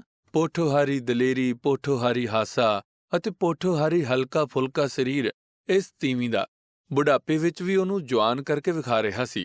ਜਿਸ ਮੁਸਲਮਾਨੀ ਹੌਲ ਨੇ ਮਰਦ ਦੀ ਰੱਤ ਘੁੱਟ ਭਰ ਕੇ ਪੀ ਛੱਡੀ ਸੀ, ਇਸ ਤੀਵੀਂ ਦਾ ਕੁਝ ਵੀ ਨਹੀਂ ਸੀ ਵਿਗਾੜ ਸਕਿਆ। ਬੁੱਢਾ ਮਾਸਟਰ ਰੁਕ ਕੇ ਬੋਲਿਆ, 2-4 ਗੱਲਾਂ ਮੈਂ ਵੀ ਕੀਤੀਆਂ, ਪਰ ਬੈਠਣਾ ਮੁਤਵਾਤਰ ਔਖਾ ਹੁੰਦਾ ਜਾ ਰਿਹਾ ਸੀ। ਲਾਹੌਰ, ਸਰਗੋਦਾ, ਝੰਗ ਆਦਿ ਸ਼ਹਿਰਾਂ ਵਿੱਚ ਪਿੰਡੀ ਬ੍ਰਾਂਡ ਟਾਂਗੇ ਚੱਲਦੇ ਵੇਖ ਕੇ ਮੈਨੂੰ ਬੜਾ ਗੁਮਾਨ ਹੋਇਆ ਸੀ, ਪਰ ਖੁਦ ਆਪਣੇ ਸ਼ਹਿਰ ਵਿੱਚ ਇਹਨਾਂ ਦੀ ਹਾਲਤ ਤਰਸਯੋਗ ਵੇਖੀ। ਰਾਜਧਾਨੀ ਬਣਨ ਤੋਂ ਬਾਅਦ ਛੋਟੀਆਂ ਟੈਕਸੀਆਂ ਨੇ ਆ ਕੇ ਇਹਨਾਂ ਦਾ ਕਾਰੋਬਾਰ ਖਤਮ ਕਰ ਛੱਡਿਆ ਹੈ। ਅਸਲਮ ਮਲਿਕ BBC ਇੰਗਲਿਸਤਾਨ ਦੇ ਰੇਡੀਓ ਸੰਸਥਾ ਲੰਦਨ ਵਿੱਚ ਮੇਰੇ ਨਾਲ ਕੰਮ ਕਰਦੇ ਹੁੰਦੇ ਸਨ। ਹੁਣ ਪਾਕਿਸਤਾਨ ਦੇ ਡਿਪਟੀ ਚੀਫ ਆਫ ਪ੍ਰੋਟੋਕੋਲ ਲੱਗੇ ਹੋਏ ਹਨ। ਮੈਨੂੰ ਆਪਣੀ ਮੋਟਰ ਵਿੱਚ ਬਿਠਾ ਕੇ ਟੈਕਸਲਾ ਵਿਖਾ ਲਿਆ ਏ। 20 ਸਾਲ ਬਾਅਦ ਅੱਜ ਫੇਰ ਅਜਾਇਬ ਘਰ ਵੇਖਿਆ, ਜਿਸ ਵਿੱਚ ਗੁਪਤ ਅਤੇ ਮੌਰੀਆ ਕਾਲ ਦੀ ਸੱਭਿਅਤਾ ਦੇ ਅਣਮੋਲ ਖਜ਼ਾਨੇ ਰੱਖੇ ਹੋਏ ਹਨ। ਅਸੰਖ ਨਿੱਕੇ ਤੇ ਵੱਡੇ ਬੁੱਤ ਹਨ ਇੱਥੇ। ਹਰ ਬੁੱਤ ਦੀ ਆਪਣੀ ਵੱਖਰੀ ਸ਼ਕਲ ਤੇ ਨੁਹਾਰ ਹੈ। ਜਿਵੇਂ ਅੱਜ-ਕੱਲ੍ਹ ਫੋਟੋ ਖਿਚਵਾਉਣ ਦਾ ਰਿਵਾਜ ਹੈ, ਇਵੇਂ ਹੀ ਉਸ ਵੇਲੇ ਬੁੱਤ ਬਣਾਉਣ ਦਾ ਰਿਵਾਜ ਹੁੰਦਾ ਹੋਵੇਗਾ। ਪ੍ਰਾਚੀਨ ਕਾਲ ਦੀ ਭਾਰਤੀ ਸੱਭਿਅਤਾ ਤੇ ਇਤਨੀ ਸੰਪੂਰਨਤਾ ਨਾਲ ਦਰਸ਼ਨ ਕਰਾਉਣ ਵਾਲਾ ਅਜਾਇਬ ਘਰ ਟੈਕਸਲਾ ਤੋਂ ਛੁੱਟ ਹੋਰ ਕੋਈ ਨਹੀਂ। ਇਹ ਗੱਲ ਵਿਸ਼ਵਾਸ ਨਾਲ ਕਹੀ ਜਾ ਸਕਦੀ ਹੈ। ਪਾਕਿਸਤਾਨੀ ਹਕੂਮਤ ਨੇ ਇਸ ਨੂੰ ਆਦਰਸ਼ ਸੁਗੜਤਾ ਨਾਲ ਸਜਾ ਕੇ ਰੱਖਿਆ ਹੋਇਆ ਹੈ। ਜੇ ਕੋਈ ਸ਼ਿਕਾਇਤ ਹੋ ਸਕਦੀ ਹੈ ਤਾਂ ਕੇਵਲ ਇਹ ਕਿ ਦਿਖਾਉਣ ਵਾਲੇ ਗਾਈਡ ਯੂਨਾਨੀ ਪ੍ਰਭਾਵ ਦਾ ਜ਼ਿਕਰ ਅਜਿਹੇ ਢੰਗ ਨਾਲ ਕਰਦੇ ਹਨ ਜਿਵੇਂ ਬੁੱਧ ਕਾਲ ਦੇ ਭਾਰਤ ਨੇ ਸਾਰੀ ਸੱਭਿਅਤਾ ਯੂਨਾਨੀਆਂ ਤੋਂ ਹੀ ਸਿੱਖੀ ਹੋਵੇ।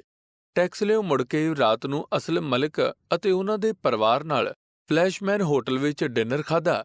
ਜਦੋਂ ਬਾਹਰ ਨਿਕਲੇ ਤਾਂ ਇੱਕ ਨੌਜਵਾਨ ਨੇ ਕੋਲ ਆ ਕੇ ਕਿਹਾ, ਬਲਰਾਜ ਜੀ, ਮੈਂ ਮੀਆਂ ਇਫਤਖਾਰਉਦੀਨ ਮਰਹੂਮ ਦਾ ਲੜਕਾ ਵਾਂ। ਮੰਮੀ ਬਹੁਤ ਅਫਸੋਸ ਕਰਦੇ ਨੇ ਕਿ ਤੁਸੀਂ ਲਾਹੌਰ ਉਹਨਾਂ ਨੂੰ ਮਿਲਣ ਤੱਕ ਨਹੀਂ ਗਏ। ਮੈਂ ਅਵਾਕ ਹੋ ਕੇ ਉਹਦੇ ਵੱਲ ਵੇਖਦਾ ਰਹਿ ਗਿਆ। ਪਰ ਇੱਕ ਦਿਨ ਕੋਹਮਰੀ ਦੀ ਸੈਰ ਕੀਤੀ, ਖੁਰਸ਼ੀਦ ਜਾਣ ਗਿਆ ਸੀ ਕਿ ਸਭ ਤੋਂ ਵਧੇਰੇ ਪੰਜਾਬੀ ਬੋਲੀ ਦੀ ਖਿੱਚ ਹੀ ਮੈਨੂੰ ਪਾਕਿਸਤਾਨ ਲੈ ਕੇ ਆਈ ਹੈ ਅਤੇ ਉਹ ਬੋਲੀ ਦਾ ਮਾਹਰ ਸੀ, ਹਾਸ ਰਸ ਦਾ ਸ਼ਹਿਨਸ਼ਾਹ। ਸਾਰਾ ਦਿਨ ਮੈਨੂੰ ਉਹਨੇ ਹਸਾ ਮਾਰਿਆ। ਇਸੇ ਤਰ੍ਹਾਂ ਕੋਹਮਾਰੀ ਵਿੱਚ ਇੱਕ ਵਾਰੀ ਪਹਿਲਾਂ ਵੀ ਹੱਸਿਆ ਸਾਂ। 10ਵੀਂ ਜਮਾਤੇ ਪੜ੍ਹਦਾ ਸਾਂ ਉਦੋਂ। ਮੁੰਡਿਆਂ ਦੀ ਇੱਕ ਟੋਲੀ ਸਕੂਲੋਂ ਫੁੱਟ ਕੇ ਕੋਹਮਰੀ ਟੁਰ ਪਈ, ਕਿਉਂਕਿ ਆਉਣ ਜਾਣ ਲਈ ਇੱਕ ਬੱਸ ਵਿੱਚ ਮੁਫਤ ਚਾੜੀ ਮਿਲ ਰਹੀ ਸੀ। ਇਸ ਟੋਲੀ ਦਾ ਸਰਦਾਰ ਸੀ ਮੋਹਨ। ਸਾਰਾ ਦਿਨ ਉਸਨੇ ਹਸਾ ਮਾਰਿਆ ਸੀ ਸਾਰਿਆਂ ਨੂੰ। ਇਸੇ ਖੁਰਸ਼ੀਦ ਵਾਂਗਰ ਹੀ ਦੁਬਲਾ ਪਤਲਾ ਸੀ ਉਹ ਵੀ। ਨਿੱਕੀ ਜਿਹੀ ਗੱਲ ਫੜ ਲੈਂਦਾ ਅਤੇ ਫਿਰ ਉਸੇ ਦੀਆਂ ਛਿੱਲਾਂ ਲਾ ਸੁਣਨ ਵਾਲਿਆਂ ਨੂੰ ਨਿਹਾਲ ਕਰੀ ਜਾਂਦਾ। ਹੁਣ ਕੌਣ ਜਾਣੇ ਕਿੱਥੇ ਤੇ ਕਿਸ ਹਾਲ ਹੋਵੇਗਾ ਮੋਹਨ। ਖੁਰਸ਼ੀਦ ਦੀ ਵੀ ਇਹੋ ਟੈਕਨੀਕ ਸੀ।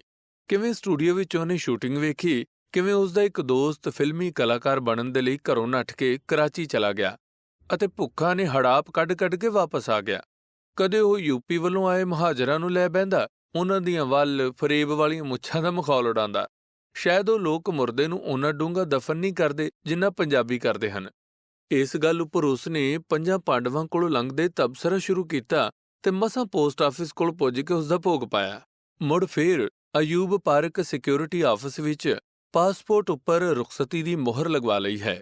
ਰੁਖਸਤੀ ਦੀ ਜਾਂ ਜਲਾਵਤਨੀ ਦੀ। ਅਯੂਬ ਪਾਰਕ ਵਿੱਚ ਇੱਕ ਵੱਡਾ ਸਾਰਾ ਓਪਨ ਏਅਰ ਥੀਏਟਰ ਬਣਾ ਲਿਆ ਗਿਆ ਹੈ। ਉਸ ਦੀਆਂ ਪੌੜੀਆਂ ਉੱਪਰ ਖੜੇ ਹਾਂ ਖੁਰਸ਼ੀਦ ਤੇ ਮੈਂ, ਇੱਕ ਦੂਜੇ ਤੋਂ ਦੂਰ। ਕਿਸੇ ਆਪਸ ਵਿੱਚ ਝਗੜਾ ਹੋ ਗਿਆ ਹੋਵੇ, ਨਾ ਉਸ ਦੇ ਹੰਝੂ ਠੱਲਦੇ ਹਨ ਨਾ ਮੇਰੇ। ਨੁਕਤਾ ਚੀ ਹੈ ਗਮੇ ਦਿਲ ਉਸਕੋ ਸੁਨਾਏ ਨਾ ਬਨੇ, ਕਿਆ ਬਨੇ ਬਾਤ ਜਹਾਂ ਬਾਤ ਬਨਾਏ ਨਾ ਬਨੇ। ਥੋੜੀ ਦੂਰ ਝਾੜੀਆਂ ਵਿੱਚ ਲੁੱਕ ਕੇ CID ਦੇ ਮੋਟਰਸਾਈਕਲ ਸਵਾਰ, ਜਿਨ੍ਹਾਂ ਪੂਰੇ 5 ਦਿਨ ਨਿਰੰਤਰ ਸਾਥ ਨਿਭਾਇਆ, ਸਾਡੇ ਓਪਨ ਏਅਰ ਡਰਾਮੇ ਦੇ ਅਖੀਰਲੇ ਸੀਨ ਦਾ ਖੂਬ ਲੁਤਫ ਉਠਾ ਰਹੇ ਹਨ। ਚਕਲਾਲੇ ਦਾ ਹਵਾਈ ਅੱਡਾ ਬਸ ਇੱਥੋਂ 10 ਕੁ ਮਿੰਟ ਦਾ ਪੈਂਡਾ ਹੈ। ਲਾਹੌਰ ਦੀ ਧਰਤ ਨੂੰ ਹਵਾਈ ਜਹਾਜ਼ ਤੋਂ ਪੰਖੇਰੂ ਅੱਖ ਨਾਲ ਵੇਖਣਾ ਇੱਕ ਦਾਤ ਸੀ ਜਿਸ ਨੇ ਵਤਨ ਵਿਛੋੜੇ ਦੇ ਦੁੱਖ ਨੂੰ ਕੁਝ ਮਿਕਦਾਰ ਵਿੱਚ ਹਲਕਾ ਕੀਤਾ। ਜੇ ਮੈਂ ਕਵੀ ਹੁੰਦਾ ਤਾਂ ਇਸ ਰਲੀ-ਮਿਲੀ ਅਨੁਭੂਤੀ ਨੂੰ ਸ਼ਬਦਾਂ ਦਾ ਭੇਸ ਪਵਾ ਸਕਦਾ। ਜਦੋਂ ਹਵਾਈ ਜਹਾਜ਼ ਦੇ ਟੁਰਨ ਵੇਲੇ ਪਿਛਲੀ ਸੀਟ ਤੋਂ ਆਵਾਜ਼ ਆਈ ਸੀ, ਪੇਟੇ ਲਾਈ ਕਿ ਨੋ, ਜਜ਼ਬੇ ਬੇਕਾਬੂ ਹੋ ਗਏ ਸਨ ਅਤੇ ਕੁਝ ਤੁਕਾਂ ਜੋੜੀਆਂ, ਪਰ ਕਾਗਜ਼ ਉੱਤੇ ਲਿਆਉਣ ਯੋਗ ਉਹ ਨਾ ਹੋ ਸਕੀਆਂ। ਪੋਠੋਹਾਰ ਦਾ ਪਹਾੜੀ ਸਿਲਸਿਲਾ ਐਨ ਦਰਿਆ ਜੇਹਲਮ ਦੇ ਕੰਢੇ ਤੀਕ ਜਾ ਪਹੁੰਚਦਾ ਹੈ। ਜੇ ਸ਼ਾਇਰੀ ਜ਼ਰੂਰੀ ਕਰਨੀ ਹੋਵੇ ਤਾਂ ਇਸ ਸਤਹ ਮੁਰਤਫਾ ਨੂੰ ਇੱਕ ਉੱਚੇ ਤੇ ਚੌੜੇ ਜਿਹੇ ਪਲੰਗ ਨਾਲ ਤਸ਼ਬੀਹ ਦਿੱਤੀ ਜਾ ਸਕਦੀ ਹੈ ਜਿਸ ਉੱਪਰ ਬੜਾ ਵਧੀਆ ਬਾਗ ਵਿਛਿਆ ਹੋਵੇ। ਪਿੱਛੇ ਕੋਹਮਰੀ ਤੇ ਕਸ਼ਮੀਰ ਦੇ ਪਹਾੜ ਇਸ ਕੀਮਤੀ ਪਲੰਗ ਦੀ ਉਚਾਈ ਢੋਹ ਹਨ। ਪਾਇਲਟ ਨੇ ਲਾਊਡ ਸਪੀਕਰ ਉੱਤੇ ਐਲਾਨ ਕੀਤਾ ਕਿ ਹੇਠ ਪਹਾੜੀਆਂ ਵਿੱਚ ਮੰਗਲਾ ਡੈਮ ਵਿਖਾਈ ਦੇ ਰਿਹਾ ਹੈ। ਬਿੰਦ ਕੁ ਪਹਿਲਾਂ ਅਖਬਾਰ ਵਿੱਚ ਪੜ੍ਹਿਆ ਸੀ ਕਿ ਕਈ ਦਿਨਾਂ ਤੋਂ ਇਸ ਡੈਮ ਦੇ ਮਜ਼ਦੂਰਾਂ ਦੀ ਹੜਤਾਲ ਚੱਲ ਰਹੀ ਹੈ। ਮਜ਼ਦੂਰ ਜਥੇਬੰਦੀ ਕਮਜ਼ੋਰ ਹੋਣ ਕਾਰਨ ਉਨ੍ਹਾਂ ਨੂੰ ਰਿਹਾਇਸ਼ ਅਤੇ ਖੁਰਾਕ ਦੀਆਂ ਘੱਟੋ-ਘੱਟ ਸਹੂਲਤਾਂ ਵੀ ਨਹੀਂ ਸਨ ਮਿਲ ਰਹੀਆਂ। ਅਖਬਾਰ ਦੇ ਕਥਨ ਅਨੁਸਾਰ ਮਜ਼ਦੂਰਾਂ ਨੇ ਅੱਤ ਲਾਚਾਰ ਹੋ ਕੇ ਹੜਤਾਲ ਕੀਤੀ ਹੈ। ਅਖਬਾਰ ਵਿੱਚ ਇਹ ਖਬਰ ਵੀ ਪੜ੍ਹੀ ਸੀ ਕਿ ਲੱਦਾਖ ਅਤੇ ਨੀਫਾ ਦੀਆਂ ਸੀਮਾਵਾਂ ਉੱਤੇ ਚੀਨ ਨੇ ਹਿੰਦ ਦੀਆਂ 9 ਚੌਂਕੀਆਂ ਹੋਰ ਮੱਲ ਲਈਆਂ ਹਨ।